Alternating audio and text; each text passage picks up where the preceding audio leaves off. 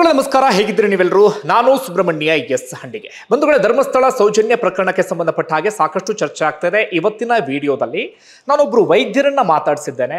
ಬಹಳ ನೀಟಾಗಿ ಎಲ್ಲವನ್ನೂ ಕೂಡ ಎಕ್ಸ್ಪ್ಲೈನ್ ಮಾಡಿಕೊಂಡು ಹೋಗ್ತಾರೆ ನಿಮ್ಮ ಮುಂದೆ. ಈ ಪ್ರಕರಣಕ್ಕೆ ಸಂಬಂಧಪಟ್ಟ ಹಾಗೆ ಆಳ ಅಗಲ ಎಲ್ಲ ವಿಚಾರವನ್ನು ಕೂಡ ಹೇಳ್ತಾರೆ. ಒಂದಷ್ಟು ವರ್ಷಗಳ ಕಾಲ ಅವರು ಸರ್ಕಾರಿ ವೈದ್ಯರಾಗಿದ್ದರು. ಹೀಗಾಗಿ ಪೋಸ್ಟ್ ಮಾರ್ಟಮ್ ಪ್ರಕ್ರಿಯೆಗೆ ಸಂಬಂಧಪಟ್ಟ ಹಾಗೆ, DNA ಸಂಬಂಧಪಟ್ಟ ಹಾಗೆ, ಬ್ರೈನ್ ಮ್ಯಾಪಿಂಗ್ ಸಂಬಂಧಪಟ್ಟ ಹಾಗೆ ಇದೆಲ್ಲವನ್ನೂ ಕೂಡ ತಿಳ್ಕೊಂಡಿದ್ದಾರೆ. ಅದಕ್ಕಿಂತ ಹೆಚ್ಚಾಗಿ 2023 ಜೂನಲ್ಲಿ ತೀರ್ಪು ಬಂದಾದ ಬಳಿಕ ಕೇಸಿನ ಆಳ ಅಗಲ ಎಲ್ಲವನ್ನೂ ಕೂಡ ವಿತ್ ಡಾಕ್ಯುಮೆಂಟ್ ರಿಸರ್ಚ್ ಮಾಡೋದಕ್ಕೆ ಶುರು ಮಾಡ್ಕೊಂಡಿದ್ದಾರೆ.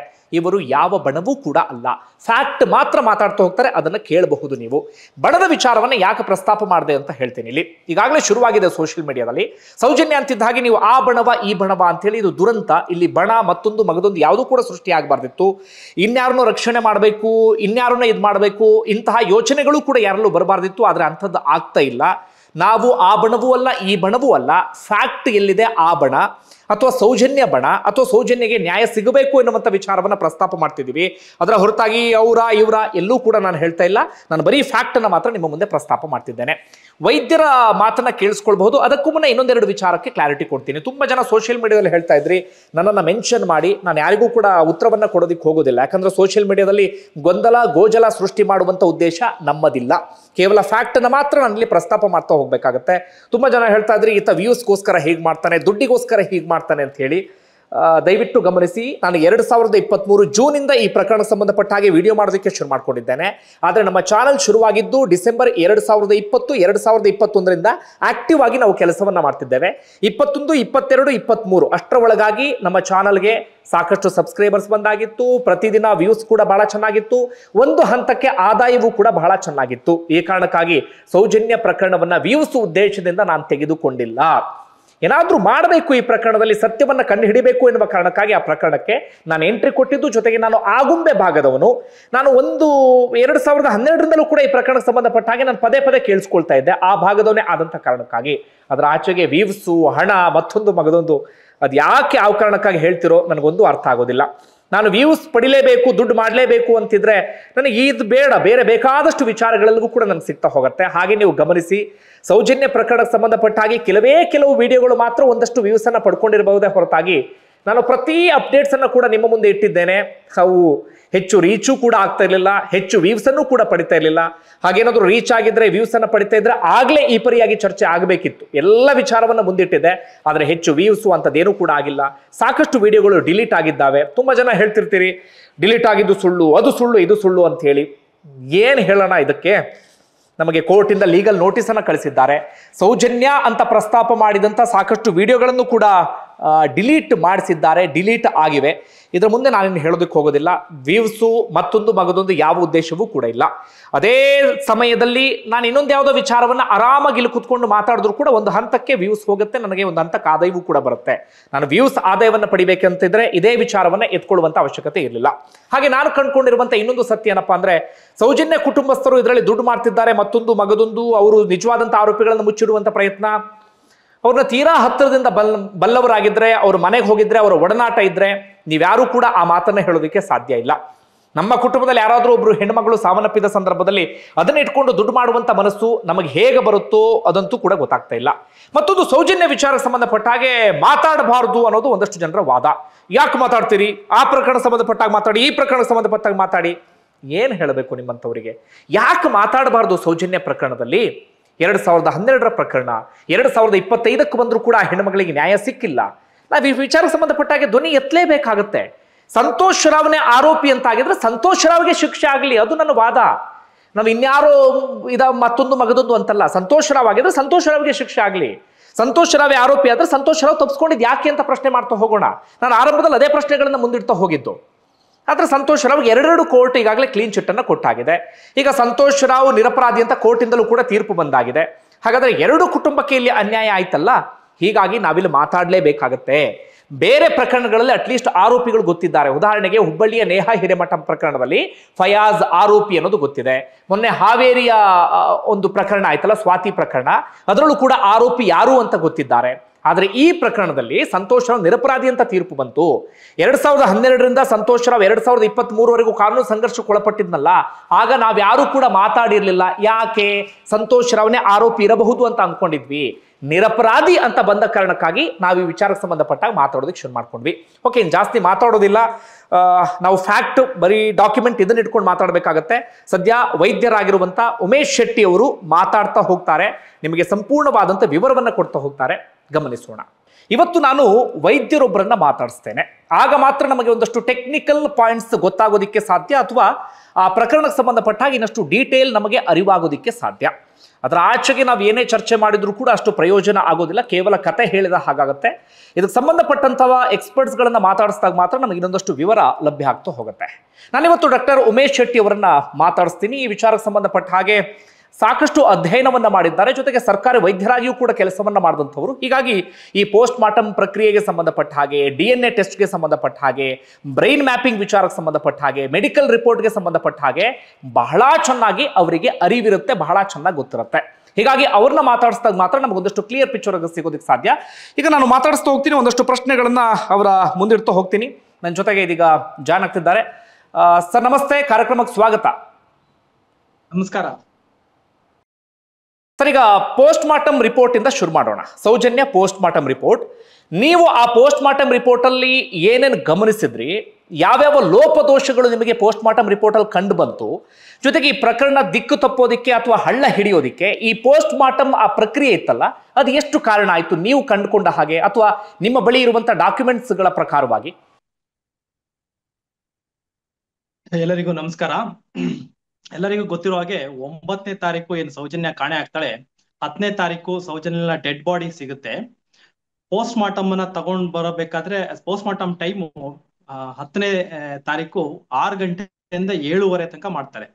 ಅದ್ರಲ್ಲಿ ಇಬ್ರು ಡಾಕ್ಟರ್ ಪೋಸ್ಟ್ ಮಾರ್ಟಮ್ ಮಾಡ್ತಾರೆ, ಒಂದು ಡಾಕ್ಟರ್ ಆದಮ್ ಮತ್ತೆ ಇನ್ನೊಬ್ರು ಡಾಕ್ಟರ್ ರಶ್ಮಿ. ಪೋಸ್ಟ್ ಮಾರ್ಟಮ್ ಅಲ್ಲಿ ಕಂಡು ಬಂದಂತ ಮೇಜರ್ ಪಾಯಿಂಟ್ ಅಂತ ಹೇಳಿದ್ರೆ ಒಂದು ಸೆಕ್ಷುವಲ್ ಅಸಾಲ್ಟ್ ಆಗಿದೆ ಅಂತ. ಇಬ್ರು ವೈದ್ಯರು ಕೂಡ ಒಂದು ತೀರ್ಮಾನಕ್ಕೆ ಬರ್ತಾರೆ, ಒಂದು ಸೆಕ್ಷುವಲ್ ಅಸಾಲ್ಟ್ ಆಗಿದೆ ಅಂತ. ಇನ್ನೊಂದು ಸ್ಟ್ರಾಂಗ್ಯುಲೇಷನ್ ಡೆತ್, ಅವಳನ್ನ ನೈಲಾನ್ ಟ್ಯಾಗ್ ನಿಂದ, ಅವಳೇನು ID ಕಾರ್ಡ್ ಹಾಕಿರ್ತಲ್ಲ ಆ ನೈಲಾನ್ ಟ್ಯಾಗ್ ನ ಹಿಚಿಕ್ಬಿಟ್ಟು, ಕುತ್ತಿಗೆಯಲ್ಲಿ ಹಿಚಿಕ್ಬಿಟ್ಟು ಡೆತ್ ಆಗಿದೆ ಅನ್ನೋ 2 ಅಂಶಗಳು ಅದರಲ್ಲಿ ಕಂಡ್ಕೊಂಡು ಬರುತ್ತೆ. ಸುಬ್ರಹ್ಮಣ್ಯ ಅವರೇ ಸರಿಗ ಓಕೆ, ಅದರ ಆಚೆಗೆ ಒಂದಷ್ಟು ವಿಚಾರಗಳನ್ನ ಗಮನಿಸ್ತಾ ಹೋಗೋಣ. ನನಗಿರುವಂತ ಮೊದಲ ಪ್ರಶ್ನೆ ಏನಪ್ಪಾ ಅಂದ್ರೆ, ಈ ಪೋಸ್ಟ್ ಮಾರ್ಟಮ್ ರಿಪೋರ್ಟ್ ಮೂಲಕ ಸೌಜನ್ಯ ಅದೇ ಜಾಗದಲ್ಲಿ ಸಾವನ್ನಪ್ಪಿದ್ದ, ಅಥವಾ ಬೇರೆ ಜಾಗದಲ್ಲಿ ಏನಾದ್ರೂ ಆಕೆಯನ್ನ ಭೀಕರವಾಗಿ ಬಳಸ್ಕೊಂಡು ಅದಾದ ಬಳಿಕ ಆ ಜಾಗಕ್ಕೆ ಏನಾದ್ರು ತಂದು ಹಾಕಿದ್ರ, ಆ ವಿಚಾರ ಏನಾದ್ರು ಗೊತ್ತಾಗುತ್ತಾ? ಅಂದ್ರೆ ಜನಸಾಮಾನ್ಯರಿಗೆ ಗೊತ್ತಾಗ್ಲಿ ಅನ್ನೋ ಕಾರಣಕ್ಕಾಗಿ ಒಂದಷ್ಟು ಸರಳ ಪ್ರಶ್ನೆಗಳು ನಿಮ್ಮ ಹತ್ರ ಕೇಳ್ತಾ ಇದೀನಿ, ಅದೇನಾದ್ರೂ ಗೊತ್ತಾಗುತ್ತಾ ಹೇಗೆ ಅಂತ? ಪೋಸ್ಟ್ ಮಾರ್ಟಮ್ ಮುಖಾಂತರ ಎಲ್ಲಿ ಆಗಿದೆ ಅಂತ ಕಂಡುಹಿಡಿಲಿಕ್ಕೆ ಆಗೋದಿಲ್ಲ. ಪೋಸ್ಟ್ ಮಾರ್ಟಮ್ ಮಾಡಿ ಇಂಥ ಪ್ಲೇಸ್ ಅಲ್ಲಿ ಆಗಿದೆ ಅಂತ ಕಂಡುಹಿಡಿಲಿಕ್ಕೆ ಆಗಲ್ಲ, ಇನ್ವೆಸ್ಟಿಗೇಟಿಂಗ್ ಏಜೆನ್ಸಿ ಅವರು ಮಾಡ್ಬೇಕಾಗತ್ತೆ. ಬಟ್ ಇದರಲ್ಲಿ ಪೋಸ್ಟ್ ಮಾರ್ಟಮ್ ಕೆಲವೊಂದು ಅಂಶಗಳು ಹೇಳ್ತವೆ. ಒಂದೇನಪ್ಪಾ ಅಂತ ಹೇಳಿದ್ರೆ, ಡಾಕ್ಟರ್ ಆದಮ್ ಅವ್ರು ಏನ್ ಹೇಳ್ತಾರೆ, ಸ್ಟ್ಯಾಂಡಿಂಗ್ ಪೊಸಿಷನ್ ಅಲ್ಲಿ ಅವಳ ಕುತ್ತಿಗೆನ ಹಿಚ್ಕಿದ್ದಾರೆ ಅಂತ ಹೇಳ್ತಾರೆ. ಯಾಕಂದ್ರೆ ಅದು ಪೋಸ್ಟ್ ಮಾರ್ಟಮ್ ಲಿಗೇಚರ್ ಮಾರ್ಕ್ ಇದೆಯಲ್ಲ, ಆ ಲಿಗೇಚರ್ ಮಾರ್ಕ್ ಅನ್ನ ಸೂಕ್ಷ್ಮವಾಗಿ ಗಮನಿಸಿದವಾಗ ಸೌಜನ್ಯಳು ಯಾವ ಪೊಸಿಷನ್ ಅಲ್ಲಿ ಇರ್ತಾಳೆ, ಮತ್ತೆ ಕೊಲೆ ಮಾಡಿರುವಂತ ಆರೋಪಿ ಯಾವ ಪೊಸಿಷನ್ ಅಲ್ಲಿ ಇದ್ದಾರೆ ಅಂತ ನೋಡಿದವಾಗ ಹಿಂದ್ಗಡೆಯಿಂದ ಹಿಚ್ಕಿದ್ದಾನೆ, ಅವನು ಹಿಂದ್ಗಡೆಯಿಂದ ಬಂದ್ಬಿಟ್ಟು ಹಿಚ್ಕಿದ್ದಾನೆ ಅನ್ನೋದು ಕನ್ಫರ್ಮ್ ಆಗುತ್ತೆ. ಬಟ್ ಅಲ್ಲಿ ಇರೋ ಫೋಟೋ ನೋಡಿದ್ರೆ ಸೌಜನ್ಯನ ಮನಗಿರೋ ಪೊಸಿಷನ್ ಇದೆ, ಕೆಳಗಡೆ ಕಟ್ ಹಾಕಿದ್ದಾರೆ, ಅದೆರಡು ಟ್ಯಾಲಿ ಆಗೋದಿಲ್ಲ. ಯಾಕಂದ್ರೆ ಡಾಕ್ಟರ್ ಆದಮ್ ಅವರು ಕ್ಲಿಯರ್ ಕಟ್ ಆಗಿ ಹೇಳ್ತಾರೆ, ಆರೋಪಿ ಸ್ಟ್ಯಾಂಡಿಂಗ್ ಪೊಸಿಷನ್ ಇದ್ದಾನೆ, ಮತ್ತೆ ಲೆಗೇಚರ್ ನಾಟ್ ಗಳನ್ನ ನೋಡಿ, ಲೆಗೇಚರ್ ಮಾರ್ಕ್ ಗಳನ್ನ ನೋಡಿ ಅವ್ರು ಹಿಂದ್ಗಡೆಯಿಂದ ಹಿಚ್ಕಿದ್ದಾರೆ ಅಂತ ಹೇಳ್ತಾರೆ. ಮತ್ತೆ ಇಲ್ಲಿ ಪೋಸ್ಟ್ ಮಾರ್ಟಮ್ ಅಲ್ಲಿ ಇನ್ನೊಂದು ಅಂಶ ಏನಪ್ಪಾ ಅಂತ ಹೇಳಿದ್ರೆ, ಅವರು ಜಠರದಲ್ಲಿ ಅವಳು ತಿಂದಿರುವಂತಹ ಆಹಾರದ ಪದಾರ್ಥಗಳಿದಾವೆ ಅಂತ ಹೇಳ್ತಾರೆ. ಬಟ್ ಇದರಲ್ಲಿ ಅವಳ ಸ್ನೇಹಿತೆ ಹೇಳೋದು ಜಾಹ್ನವಿ ಅವಳಿಗೆ ಮಧ್ಯಾಹ್ನಕ್ಕೆ ಊಟ ಕೊಟ್ವಿ, ಅವಳು ಊಟ ಬೇಡ ಅಂತ ಹೇಳಿದ್ಲು. ಅವ್ರ ತಾಯಿನೇ ಹೇಳ್ತಾ ಇರೋದು ಅವಳು ಉಪವಾಸ ಹೋಗಿದ್ಲು, ಅವಳೇನು ತಿಂದಿಲ್ಲ ಅಂತ. ಹಾಗಾದ್ರೆ ಈ ಊಟ ಎಲ್ಲಿಂದ ಬರುತ್ತೆ ಅಂತ ಹೇಳ್ಬಿಟ್ಟು ತುಂಬಾ ಮೇಜರ್ ಇಂಪಾರ್ಟೆಂಟ್ ಪಾಯಿಂಟ್ ಆಗ್ತದೆ. ಆದ್ರೆ ಏನ್ ಮಾಡ್ತಾರೆ, ಈ ಪೋಸ್ಟ್ ಮಾರ್ಟಮ್ ಮಾಡ್ಬೇಕಾದ್ರೆ ಅದ್ರಲ್ಲಿ ಏನಿತ್ತು ಅನ್ನೋದನ್ನ ಬರೆಯೋದಿಲ್ಲ, ಆ ಜಠರದೊಳಗಡೆ ಏನಿತ್ತು ಅನ್ನೋದು ಬರೆಯೋದಿಲ್ಲ, ಅದನ್ನ ಮೆಜರ್ ಮಾಡೋದಿಲ್ಲ, ಮತ್ತೆ ಅದನ್ನ ಫಾರೆನ್ಸಿಕ್ ಲ್ಯಾಬ್ಗೆ ಕಳ್ಸೋದಿಲ್ಲ. ಅದ್ ಯಾಕೆ ಅಂತ ನನ್ಗೆ ತುಂಬಾ ಇವತ್ತಿಗೂ ಕೂಡ ತುಂಬಾ ನನಗೆ ಡೌಟ್ಫುಲ್ ಇದೆ. ಯಾವುದೇ ಒಂದು ಕೇಸ್ ನಲ್ಲಿ ಒಂದು ಅನುಮಾನ ಅಂತ ಇರೋದ್ರಿಂದ ನಾವು ಒಂದೇ ಕಡೆ ಇನ್ನು ಕುತ್ತಿಗೆ ಹಿಚ್ಕಿನೇ ಸಾಯಿಸಿದ್ದಾರೆ ಅಂತ ನಾವೇ ಡಿಸೈಡ್ ಮಾಡ್ಕೊಳಕ್ ಆಗೋದಿಲ್ಲ. ನಮ್ಗೆ ಏನೇನ್ ಅನುಮಾನ ಬರುತ್ತೋ ಎಲ್ಲದನ್ನೂ ಕೂಡ ಪರೀಕ್ಷೆ ಮಾಡ್ಬೇಕು. ಅದಕ್ಕೆ ಪೋಸ್ಟ್ ಮಾರ್ಟಮ್ ಅಂತ ಹೇಳೋದು. ಪೊಲೀಸರು ಹೇಳಿದಷ್ಟೇ ಮಾಡ್ತೀವಿ ಅಂತ ಹೇಳಿದ್ರೆ ಡಾಕ್ಟರ್ ಅಗತ್ಯತೆನೇ ಇಲ್ಲ, ನಾವು ಸ್ವಲ್ಪ ತಲೆ ಉಪಯೋಗಿಸ್ಬೇಕಾಗತ್ತೆ. ಜಠರನಲ್ಲಿ ಏನಿತ್ತು ಅನ್ನೋದನ್ನ ಅವರು ಪರೀಕ್ಷೆ ಮಾಡಿಲ್ಲ, ಅದನ್ನ ಕಂಟೆಂಟ್ ಅನ್ನ ತಗೊಂಡಿಲ್ಲ, ಮತ್ತೆ ಅದ್ರಲ್ಲಿ ಅದನ್ನ ಫಾರೆನ್ಸಿಕ್ ಲ್ಯಾಬಿಗೆ ಕಳಿಸಿಲ್ಲ ಒಂದು. ಇನ್ನೊಂದು ಲಿವರ್ ಮತ್ತೆ ಕಿಡ್ನಿ ಪೀಸ್ ನ ಫಾರೆನ್ಸಿಕ್ ಲ್ಯಾಬ್ಗೆ ಕಳಿಸಿಲ್ಲ. ಅಂದ್ರೆ ಅವಳಿಗೆ ಏನಾದ್ರೂ ಪಾಯ್ಸನಿಂಗ್ ಕೊಟ್ಟಿದ್ರೆ, ಅವಳಿಗೆ ಏನಾದ್ರೂ ಮತ್ತು ಬರುವಂತಹ ಔಷಧಿಗಳನ್ನ ಕೊಟ್ಟು ಪ್ರಜ್ಞೆ ತಪ್ಪಿಸಿ ಅವಳನ್ನ ಅಪಹರಣ ಮಾಡಿದ್ರೆ ಅಥವಾ ಪ್ರಜ್ಞೆ ತಪ್ಪಿಸಿ ಅವಳನ್ನ ರೇಪ್ ಮಾಡಿದ್ರೆ ಅದು ಗೊತ್ತಾಗೋದು. ತುಂಬಾ crucial evidence, stomach content, liver piece, kidney piece ಗಳನ್ನ ಅವರು ಫಾರೆನ್ಸಿಕ್ ಲ್ಯಾಬ್ಗೆ ಕಳಿಸಿಲ್ಲ.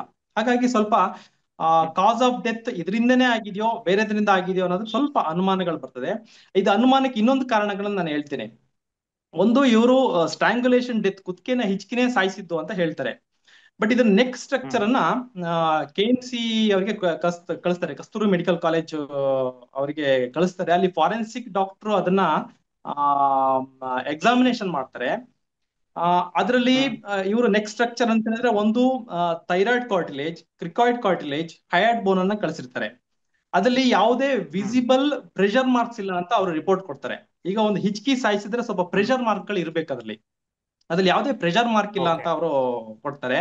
ಮತ್ತೆ ಅದ್ರಲ್ಲಿ ಯಾವುದೇ ಫ್ರಾಕ್ಚರ್ ಗಳಿಲ್ಲ, ಹಯಾಡ್ ಬೋನ್ ಫ್ರಾಕ್ಚರ್ ಇಲ್ಲ, ಕಾರ್ಟಿಲೇಜ್ ಗಳ ಫ್ರಾಕ್ಚರ್ ಇಲ್ಲ. ಫ್ರಾಕ್ಚರ್ ಇರ್ಲೇಬೇಕು ಅಂತ ನಾನು ಹೇಳ್ತಾ ಇಲ್ಲ, ಬಟ್ ಅವರು ರಿಪೋರ್ಟ್ ಹೇಳ್ತಾರೆ ಅದ್ರಲ್ಲಿ ಯಾವ್ದು ವಿಸಿಬಲ್ ಪ್ರೆಷರ್ ಮಾರ್ಕ್ ಇಲ್ಲ ಅಂತ. ಮತ್ತೆ ಇನ್ನೊಂದು, ಆ ನೆಕ್ ಸ್ಟ್ರಕ್ಚರ್ ಕಳಿಸ್ಬೇಕಾದ್ರೆ ಸ್ಕಿನ್ ಅನ್ನ ಕಳಿಸಿದೀನಿ ಅಂತ ಪೋಸ್ಟ್ ಮಾರ್ಟಮ್ ಡಾಕ್ಟರ್ ಹೇಳ್ತಾರೆ, ಡಾಕ್ಟರ್ ರಶ್ಮಿ ಅವರು ಹೇಳ್ತಾರೆ, ಡಾಕ್ಟರ್ ಆದಮ್ ಅವರು ಹೇಳ್ತಾರೆ. ಬಟ್ ಅಲ್ಲಿ ಫಾರೆನ್ಸಿಕ್ ಲ್ಯಾಬ್ KMC ನಲ್ಲಿ ಸ್ಕಿನ್ ಬಂದಿಲ್ಲ ಅಂತ ಹೇಳ್ತಾರೆ. ಸ್ಕಿನ್ ಯಾಕೆ ಬೇಕು ಅಂತ ನೀವು ಕೇಳ್ಬೋದು. ಆ ಸ್ಕಿನ್ ಇದ್ದವಾಗ ಆ ಇಂಜುರಿ ಆಂಟೆಮಾರ್ಟಮ ಪೋಸ್ಟ್ ಮಾರ್ಟಮ್, ಅಂದ್ರೆ ಸಾಯೋಕ್ಕಿಂತ ಮುಂಚೆನೆ ಅದ ಕುತ್ತಿಗೆ ಹೆಚ್ಚಿರೋದ ಅಥವಾ ಸತ್ತಾದ್ರ ಮೇಲೆ ಕುತ್ತಿಗೆ ಹೆಚ್ಚಿರ್ಬೋದಾ ಅಂತ ಹೇಳ್ಬಿಟ್ಟು ತುಂಬಾ ಕ್ಲಿಯರ್ ಕಟ್ ಆಗಿ ಗೊತ್ತಾಗುತ್ತೆ. ಆದ್ರೆ ಅದನ್ನ ಸ್ಕಿನ್ ಕಳಿಸಿಲ್ಲ, ಹಂಗಾಗ್ಬಿಟ್ಟು ಅವರಿಗೆ ಅದನ್ನ ಹೇಳಕ್ ಬರಲ್ಲ. ಯಾಕಂದ್ರೆ ಡಾಕ್ಟರ್ ಆದಮ್ ಆಗ್ಲಿ ಡಾಕ್ಟರ್ ರಶ್ಮಿ ಆಗ್ಲಿ ಫಾರೆನ್ಸಿಕ್ ಎಕ್ಸ್ಪರ್ಟ್ ಗಳಲ್ಲ, ಅವರೊಂದು ಮೆಡಿಕಲ್ ಆಫೀಸರ್ಸ್, ಅವರಿಗೆ ಅಷ್ಟು ಜ್ಞಾನ ಇರೋದಿಲ್ಲ. ಅದನ್ನ ಈ ಪೋಸ್ಟ್ ಮಾರ್ಟಮ್ ಫಾರೆನ್ಸಿಕ್ ಡಾಕ್ಟರ್ ಮಾಡಿಲ್ಲ. ಮತ್ತೆ ಫಾರೆನ್ಸಿಕ್ ಡಾಕ್ಟರ್ ಹತ್ರ ಸ್ಪೆಸಿಮನ್ ಕಳಿಸಿದ್ರೆ ಇನ್ನೂ ತುಂಬಾ ಅನುಕೂಲ ಆಗ್ತಿತ್ತು, ಸ್ಕಿನ್ ಸ್ಪೆಸಿಮನ್ ಅಂತ ನನ್ನ ಅಭಿಪ್ರಾಯ. ಮತ್ತೆ ಇನ್ನೊಂದು ಮೇಜರ್ ಇದಕ್ಕೆ ಪೋಸ್ಟ್ ಮಾರ್ಟಮ್ ನಾನು ಹೇಳೋದೇನಪ್ಪಾ ಅಂತ ಹೇಳಿದ್ರೆ, ಇದನ್ನ ಒಂದು ಫಾರೆನ್ಸಿಕ್ ಡಾಕ್ಟರ್ ಮಾಡ್ಬೇಕಿತ್ತು, ಯಾರೋ ಒಂದು ಮೆಡಿಕಲ್ ಆಫೀಸರ್ ಮಾಡುವಂತ ಕೇಸ್ ಅಲ್ಲ ಇದು. ಎಷ್ಟೇ ಪ್ರೆಷರ್ ಇರ್ಲಿ, ಪ್ರೆಷರ್ ನಾವು ರಿಲೇಟಿವ್ಸ್ ಪ್ರೆಷರ್ ಮಾಡ್ತಾರೆ ಅಂತ ಹೇಳ್ಬಿಟ್ಟು ನಾವೇನು ಗಡಿ ಬಿಡಿನಲ್ಲೇ ನಾವೇ ಮಾಡೋಕ್ಕಾಗೋದಿಲ್ಲ, ಅಥವಾ ಪೊಲೀಸರು ಕೇಳ್ತಾರೆ ಅಂತ ಹೇಳ್ಬಿಟ್ಟು ನಾವೇ ಮಾಡೋಕ್ಕಾಗೋದಿಲ್ಲ. ಒಂದು ಅಪ್ರಾಪ್ತ ಬಾಲಕೆ ಅಷ್ಟೊಂದು ದೊಡ್ಡ ಇಶ್ಯೂ ಆಗಿದೆ, ಅದನ್ನ ಅವ್ರು ಎರಡು ಮಾಡ್ಬೋದಿತ್ತು. ಒಂದು, ಇಲ್ಲಿ ಆಗೋದಿಲ್ಲ ಅಂತ ಅದನ್ನ ನಿಯರೆಸ್ಟ್ ಇರುವಂತ ವೆನ್ಲಾಕೋ, KMCನೋ, KS ಹೆಗ್ಡೆನೋ ಅಲ್ಲಿಗೆ ಕಳಿಸ್ಬೋದಿತ್ತು, ಫಾರೆನ್ಸಿಕ್ ಡಾಕ್ಟರ್ ಹತ್ರ ಮಾಡ್ಬೋದಿತ್ತು. ಇಲ್ಲ ಇವರೇ ಒಂದು ರಿಕ್ವೆಸ್ಟ್ ಕೊಟ್ಟು ಒಂದು ಫಾರೆನ್ಸಿಕ್ ಡಾಕ್ಟರ್ನ ಆ ಪ್ಲೇಸ್ಗೆ ಕರ್ಸ್ಬೋದಿತ್ತು. ಅವರು ನಮ್ ಕಡೆ ಇದ್ರ ಬಗ್ಗೆ ಎಕ್ಸ್ಪರ್ಟ್ ಇಲ್ಲ, ನಾವೇ ಫಾರೆನ್ಸಿಕ್ ಡಾಕ್ಟರ್ ಅಲ್ಲ, ನೀವು ಬಂದು ನಮ್ಗೆ ಸಹಾಯ ಮಾಡಿ ಅಂತ ಆನ್ ರಿಕ್ವಿಸಿಷನ್ ಫಾರೆನ್ಸಿಕ್ ಡಾಕ್ಟರ್ ಅಲ್ಲೇ ಸ್ಪಾಟ್ಗೆ ಬರ್ತಾ ಇದ್ರು ಬೆಳ್ತಂಗಡಿಗೆ. ಅವೆರಡೂ ಕೂಡ ಮಾಡ್ಲಿಲ್ಲ. ಸರ್, ಈಗ ಮುಂದಿನ ಪ್ರಶ್ನೆ ಬಹಳ ಚರ್ಚೆ ಆಗ್ತಿರೋದು ಅಥವಾ ನಾವೆಲ್ಲ ಪದೇ ಪದೇ ಪ್ರಸ್ತಾಪ ಮಾಡ್ತಿರೋದು ಈ ವಜನಲ್ ಸ್ವಾಬ್ಗೆ ಸಂಬಂಧಪಟ್ಟ ಹಾಗೆ. ಅದು ಪ್ರತಿ ಪ್ರಕರಣದಲ್ಲಿ ಅಂದ್ರೆ ಈ ರೀತಿಯಾಗಿ ರೇಪ್ ಆದಾಗ ಅದು ಎಷ್ಟು ಇಂಪಾರ್ಟೆಂಟ್ ಆಗುತ್ತೆ. ಇಲ್ಲಿ ಆ ವಜನಲ್ ಸ್ವಾಬ್ ವಿಚಾರದಲ್ಲಿ ಏನ್ ಲೋಪದೋಷ ಆಯ್ತು ಅಥವಾ ಏನ್ ಎಡವಟ್ಟಾಯ್ತು, ನೀವು ಬೇರೆ ಬೇರೆ ಕಡೆಗಳಲ್ಲೂ ಕೂಡ ಪ್ರಸ್ತಾಪ ಮಾಡಿದಿರಿ. ಡಾಕ್ಟರ್ ಆದಮ್ ಅವರಿಗೆ ಆ ಸಂದರ್ಭದಲ್ಲಿ 51 ವರ್ಷ ವಯಸ್ಸಾಗಿತ್ತು, ತುಂಬಾ ಎಕ್ಸ್ಪೀರಿಯನ್ಸ್ ಇರುವಂತ ಡಾಕ್ಟ್ರು, ಈ ವಿಚಾರದಲ್ಲಿ ಬಹಳ ಚೆನ್ನಾಗಿ ಗೊತ್ತಿತ್ತು. ಆದ್ರೆ ಇಲ್ಲಿ ಎಡವಟ್ಟಾಗಿದೆ ಅಂತ ನಾನು ಕೇಳ್ತಿರೋದು, ಇಲ್ಲಿ ಪೊಲೀಸರಿಂದ ಎಡವಟ್ಟಾಯ್ತಾ, ಡಾಕ್ಟ್ರಿಂದ ಎಡವಟ್ಟಾಯ್ತಾ? ಆ ವಜನಲ್ ಸ್ವಾಬ್ ತೆಗೆಯುವಂತ ಆ ಪ್ರೋಸೆಸ್, ಅದನ್ನ FSL ಕಳಿಸುವಂತ ಪ್ರೋಸೆಸ್ ಅದು ಹೇಗೆ ನಡೆಯುತ್ತೆ ಅಂತ ಅದು ಇಂಪಾರ್ಟೆಂಟ್ ಆಗುತ್ತೆ. ವೆಜನಲ್ ಸ್ವಾಬ್ ನಲ್ಲಿ DNA ಪತ್ತೆ ಆಯ್ತು ಅಂತ ಹೇಳಿದ್ರೆ ಆರೋಪಿ ತಪ್ಪಿಸ್ಕೊಳಕ್ ಆಗೋದೇ ಇಲ್ಲ, ಚಾನ್ಸ್ ಇಲ್ಲ, ತುಂಬಾ ಕಷ್ಟ. ಅದನ್ನ ಪ್ರೂವ್ ಮಾಡಕ್ ಆಗಲ್ಲ ಆ ಒಂದು DNA ಅಲ್ಲಿ ಹೆಂಗ್ ಬಂತು ಅಂತ ಹೇಳ್ಬಿಟ್ಟು ಅಂತ. ಹಾಗಾಗಿ vaginal swab very crucial evidence. ಇದನ್ನ ಡಾಕ್ಟರ್ ರಶ್ಮಿ ಅವರಿಗೆ CBI ಅವ್ರು ಕೇಳ್ತಾರೆ, ವೆಜನಲ್ ಸ್ವಾಬ್ ತೆಗ್ದಿದ್ಯಾರು ಅಂತ ಅವ್ರು ಕ್ಲಿಯರ್ ಕಟ್ ಆಗಿ ಹೇಳ್ತಾರೆ, ಡಾಕ್ಟರ್ ಆದಮ್ ಅವರು ಅಂತ ಹೇಳ್ತಾರೆ. ಡಾಕ್ಟರ್ ಆದಮ್ ಅವರಿಗೆ ಎಕ್ಸ್ಪೀರಿಯನ್ಸ್ ಇದೆ, ಎಕ್ಸ್ಪೀರಿಯನ್ಸ್ ಇಲ್ಲ ಅಂತ ಹೇಳಿ, ಅವ್ರಿಗೆ ಹೆಂಗ್ ತೆಗಿಬೇಕು ಅನ್ನೋದು ಗೊತ್ತಿದೆ. ಡಾಕ್ಟರ್ ಆದಮ್ ಅವರಿಗೆ CBI ಅವರು ಪ್ರಶ್ನೆ ಕೂಡ ಮಾಡ್ತಾರೆ, ನೀವು ಕರೆಕ್ಟ್ ಆಗಿ ಶೇಖರಣೆ ಮಾಡಿದ್ರಾ, ಅದನ್ನ ಏರ್ ಡ್ರೈ ಮಾಡಿದ್ರಾ ಅಂತ. ಹೌದು, ನಾನು ಕರೆಕ್ಟ್ ಆಗಿ ಶೇಖರಣೆ ಮಾಡಿದ್ದೆ, ಏರ್ ಡ್ರೈ ಮಾಡಿದೀನಿ, ನನಗೆ ಅದನ್ನ ತೆಗೆಯೋದು ಗೊತ್ತು ಅಂತ ಕೂಡ ಹೇಳ್ತಾರೆ. ಇಲ್ಲಿ ಇಬ್ರು ಡಾಕ್ಟರ್ಲಿ ಡಾಕ್ಟರ್ ಆದಮ್ ಅವರು ಸೀನಿಯರ್ ಇರೋದ್ರಿಂದ ಅವ್ರ ಮಾತುಗಳೇ ನಡೀತಿರ್ತದೆ. ಡಾಕ್ಟರ್ ರಶ್ಮಿ ಅವರಿಗೆ ಅವಾಗ ಜಸ್ಟ್ ಒಂದು 2 years ಅಷ್ಟೇ ಎಕ್ಸ್ಪೀರಿಯನ್ಸ್ ಇರ್ತದೆ, ಒಂದು ಆಗಿರೋದ್ರಿಂದ ಅವ್ರನ್ನ ಕರ್ಸಿರ್ಬೋದು. ಮತ್ತೆ ಸಾಧಾರಣ ನಮ್ಮ ಮೆಡಿಕಲ್ ಫೀಲ್ಡ್ ಅಲ್ಲಿ ಏನಿರ್ತಂತೆ, ಸೀನಿಯರ್ ಡಾಕ್ಟರ್ಸ್ ಹೆಂಗ್ ಹೋಗ್ತಾರೆ ಹಂಗೆ ಇವರು ಜೂನಿಯರ್ ಡಾಕ್ಟರ್ಸ್ ಇರ್ತಾರೆ, ಒಂದು ವಿಟ್ನೆಸ್ ಆಗಿರ್ತಾರೆ ಅಷ್ಟೇ, ನೋಡ್ತಾ ಇರ್ತಾರೆ ಅಷ್ಟೇ ಏನಾಗ್ತದೆ ಏನ್ ಬಿಡ್ತದೆ ಅಂತ ಹೇಳ್ಬಿಟ್ಟು.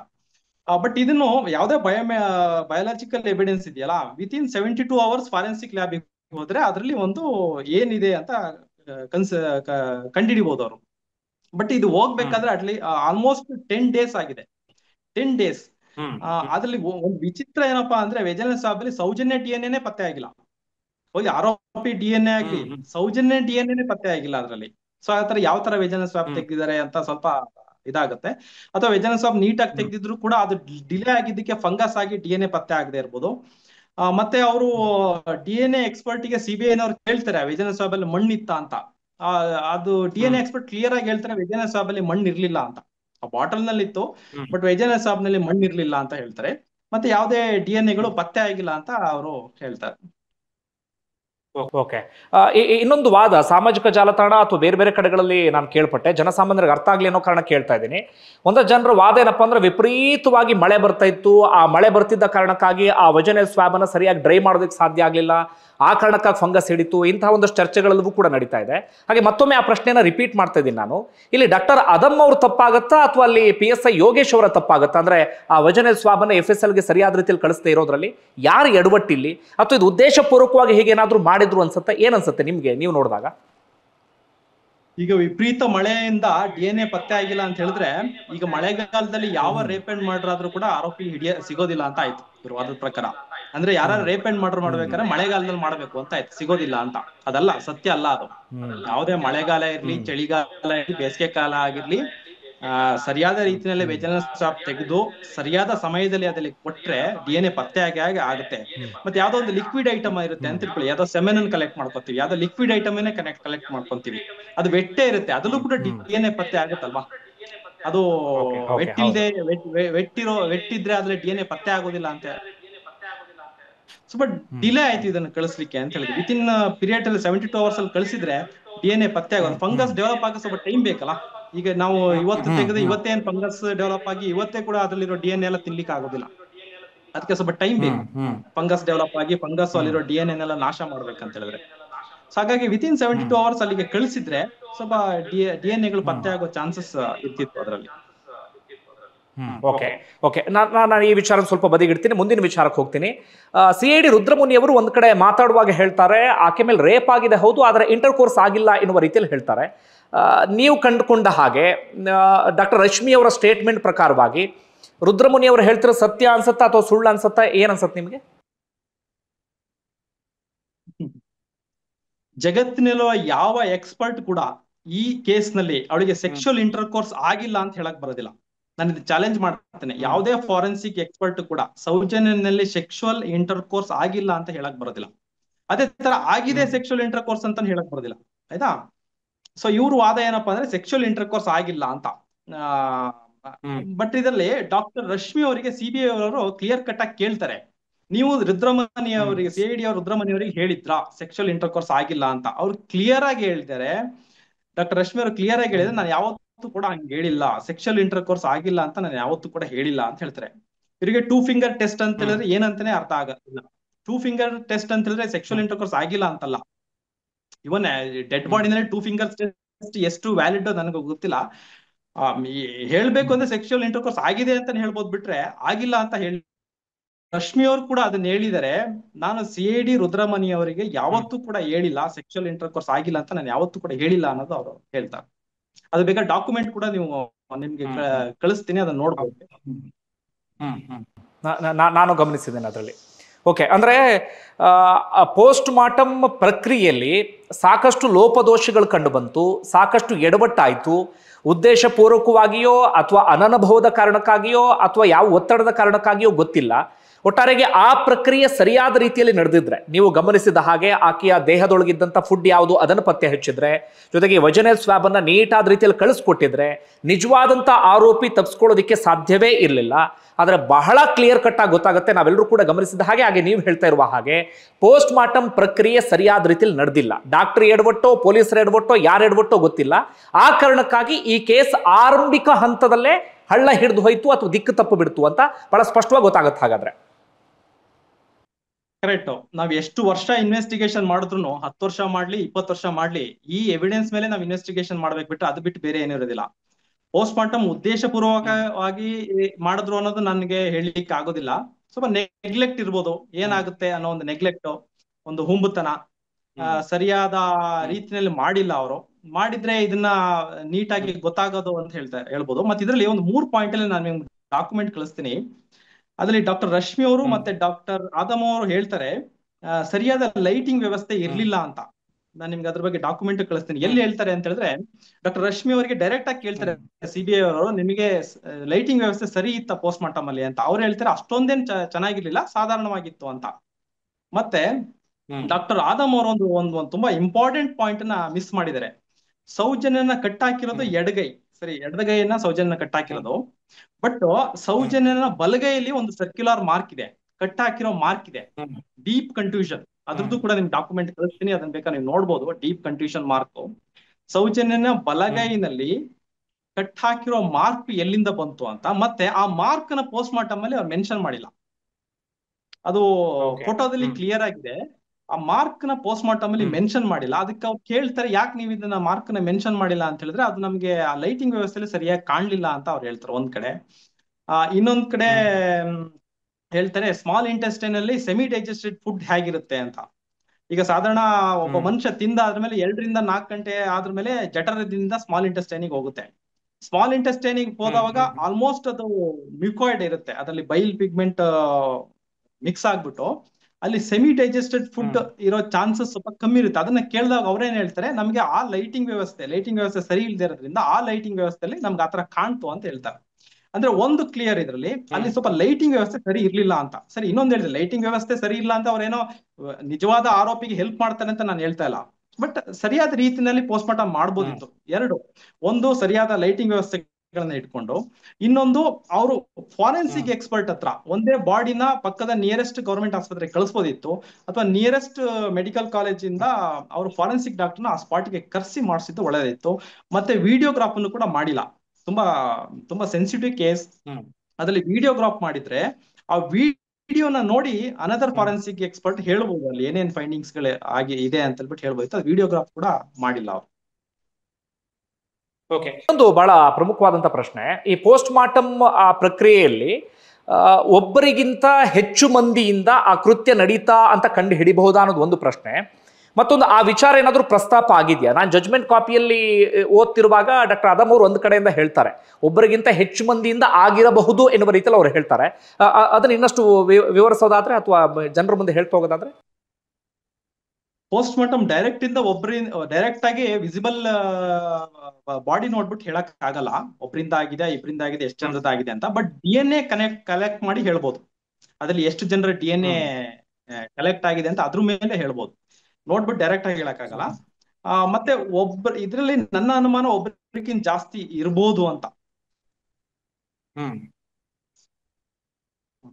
ಸೊ ಪೋಸ್ಟ್ ಮಾರ್ಟಮ್ ಇಂದ DNA ಇಂದ ಪತ್ತೆ ಹಿಡಿಬೋದು, ಬಿಟ್ರೆ ಪೋಸ್ಟ್ ಮಾರ್ಟಮ್ ಇಂದನೇ ಡೈರೆಕ್ಟ್ ಆಗಿ ಒಬ್ರು ಮಾಡಿದಾರೆ ಇಬ್ರು ಮಾಡಿದಾರೆ ಅಂತ ಹೇಳಿಕ್ ಆಗೋದಿಲ್ಲ. ಇಂಜುರಿ ಒಬ್ಬನು ಮಾಡ್ಬೋದು, ಒಬ್ಬನಿಗೆ ಮಾಡಕ್ಕೂ ಸಾಧ್ಯತೆ ಇದೆ, ಬಾಡಿ ಮೇಲೆ ಇಬ್ಬರಿಗೆ ಮಾಡೋ ಸಾಧ್ಯತೆನೂ ಇದೆ. ಓಕೆ ಓಕೆ ಓಕೆ, ಅದು ಕ್ಲಿಯರ್ ಸರ್. ಈಗ ಮುಂದಿನ ಹಂತಕ್ಕೆ ಹೋಗೋಣ. ಈ ಪೋಸ್ಟ್ ಮಾರ್ಟಮ್ ಬಗ್ಗೆ ಸಾಕಷ್ಟು ವಿಚಾರಗಳನ್ನು ಹೇಳಿದ್ರಿ. ಈಗ ಸೌಜನ್ಯ ಉಗುರಿಗೆ ಸಂಬಂಧಪಟ್ಟ ಹಾಗೆ ಬಹಳ ಚರ್ಚೆ ಆಗ್ತಿರೋದು ಆ ವಿಚಾರವೇ. ಸೌಜನ್ಯ ಉಗುರಿನಲ್ಲಿ ಏನೇನೂ ಕೂಡ ಪತ್ತೆಯಾಗಿಲ್ಲ ಅಂತ ಹೇಳಿ. ಹಾಗೆ ಮುಂದುವರೆದ ಇನ್ನೊಂದು ವಿಚಾರ, ಸಂತೋಷ್ ರಾವ್ ಅಥವಾ ಆ ಪ್ಲೇಸ್ನಲ್ಲಿ ಯಾವ ಆರೋಪಿ ಇದ್ರು ಗೊತ್ತಿಲ್ಲ, ಅವರು ಶರ್ಟ್ ಅನ್ನ ಹಾಕೊಂಡಂತ ಸಂದರ್ಭದಲ್ಲಿ ಆ ಶರ್ಟಿನ ಇದಾದ್ರೂ ಉಗುರಿನಲ್ಲಿ ಪತ್ತೆ ಆಗ್ಬೇಕಿತ್ತು, ಅದು ಯಾವುದು ಕೂಡ ಪತ್ತೆ ಆಗಿಲ್ಲ ಅನ್ನೋ ರೀತಿಯಲ್ಲಿ. ಆ ಉಗುರಿಗೆ ಸಂಬಂಧಪಟ್ಟಾಗ ಏನ್ ಹೇಳ್ತೀರಿ ನೀವು? ಸೌಜನ್ಯ ಉಗುರಿನಲ್ಲಿ ಬೇರೆ ಯಾವ್ದು DNA ಪತ್ತೆ ಆಗಿಲ್ಲ. ಇದರಲ್ಲಿ ಸ್ವಲ್ಪ ಕನ್ಫ್ಲಿಕ್ಟಿಂಗ್ ಇದೆ. ಒಂದು, ಸಂತೋಷ್ ರಾವ್ ಮೈ ಮೇಲೆ ಗಾಯಗಳಿದೆ, ಉಗುರಿನ ಪರಿಚಿದ್ದು ಅಂತ ಹೇಳ್ತಾರೆ. ಮತ್ತೆ ಇನ್ನೊಂದ್ ಕಡೆ ಹೇಳ್ತಾರೆ ಸೌಜನ್ಯನ ಕೈಯಲ್ಲಿ ಉಗುರೇ ಜಾಸ್ತಿ ಇರ್ಲಿಲ್ಲ, ಅವಳಿಗೆ ಹಂಗಾಗ್ಬಿಟ್ಟು ನಮ್ಗೆ ನೈಟ್ ಕ್ಲಿಪ್ಪಿಂಗ್ ಸರಿಯಾಗಿ ತೆಗಿಯಕ್ ಆಗ್ಲಿಲ್ಲ, ಅದ್ರಲ್ಲಿ DNA ಪತ್ತೆ ಆಗಿಲ್ಲ ಅಂತ ಹೇಳ್ತಾರೆ. ಅದಕ್ಕೊಂದಕ್ಕೆ ಮ್ಯಾಚ್ ಆಗೋದಿಲ್ಲ. ಒಂದ್ ವೇಳೆ ಅದರಲ್ಲಿ ಒಬ್ಬ DNA ಎಕ್ಸ್ಪರ್ಟ್ ಕೂಡ ಅದನ್ನ ವಿಟ್ನೆಸ್ ಮಾಡ್ತಾರೆ CBI ಕೋರ್ಟ್ ಅಲ್ಲಿ. ನಾನು ನಿಮ್ಗೆ ಅದನ್ನ ಡಾಕ್ಯುಮೆಂಟ್ ಕೂಡ ಕಳಿಸ್ತೀನಿ, ಅದನ್ನ ತೋರಿಸಿ. ಅವ್ರು ಹೇಳ್ತಾರೆ ಸೌಜನ್ಯ ಒಂದ್ ವೇಳೆ ಪರಿಚಿದ್ರೆ, ಸಂತೋಷ್ ರಾವ್ನ ಯಾರನ್ನ ಆರೋಪಿನ ಪರಿಚಿದ್ರೆ ಅದ್ರ DNA ಕಂಡು ಬರ್ಬೇಕಿತ್ತು ಸೌಜನ್ಯ ಉಗುರಿನಲ್ಲಿ ಅಂತ ಹೇಳ್ತಾರೆ. ಅದನ್ನ ಕಂಡು ಬಂದಿಲ್ಲ. ಒಂದು, ಇನ್ನೊಂದು ಏನ್ ಹೇಳ್ತಾರೆ, ಅದು ಮಳೆ ಇರೋದ್ರಿಂದ ತೊಳೆದು ಹೋಗಿರ್ಬೋದು ಅಂತ. ಆ ಫೋಟೋನ ನೋಡಿದ್ರೆ ಕ್ಲಿಯರ್ ಆಗಿ ಕಾಣುತ್ತೆ, ಗೊತ್ತಾಗುತ್ತೆ ನಿಮ್ಗೆ. ಅವಳ ಎಡಗೈ ಏನಿದೆ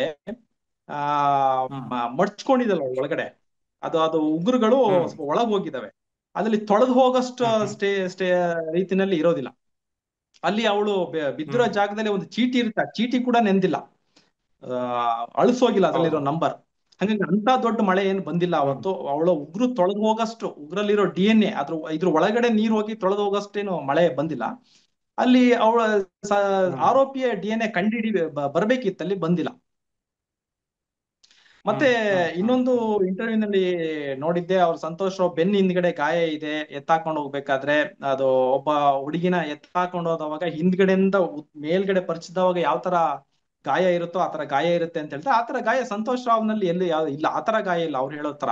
ಇವನ್ ಮಾಬಲ್ ಶೆಟ್ಟಿ ಅವರೇ ನೂನ್ ಸರ್ಟಿಫಿಕೇಟ್ ಇದೆ ಅದ್ರಲ್ಲೂ ಕೂಡ ಇಲ್ಲ. ಅವನಿಗೆ ಸ್ವಲ್ಪ ಮೇಲ್ಗಡೆ ಹತ್ರ ಮೇಲ್ಗಡೆ ಇಲ್ಲಿ ಗಾಯ ಇದೆ, ಈಗ ಬೆನ್ನು ಪೂರ್ತಿ ಪರಿಚಿರುವಂತ ಗಾಯಗಳು ಏನು ಇಲ್ಲ. Okay okay.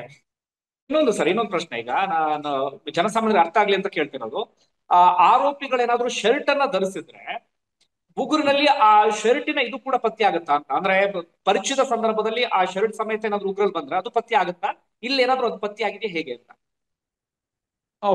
ಶರ್ಟ್ ಫೈಬರ್ ಪತ್ತೆ ಆಗುತ್ತೆ, ಆಗ್ಲೇಬೇಕಂತಿಲ್ಲ, ಆಗೋ ಚಾನ್ಸಸ್ ಇರುತ್ತೆ. ಇದರಲ್ಲಿ ಯಾವುದೇ ರೀತಿಯ ಶರ್ಟ್ ಫೈಬರ್ ಪತ್ತೆ ಆಗಿಲ್ಲ, ಇದರಲ್ಲಿ ಇಲ್ಲ.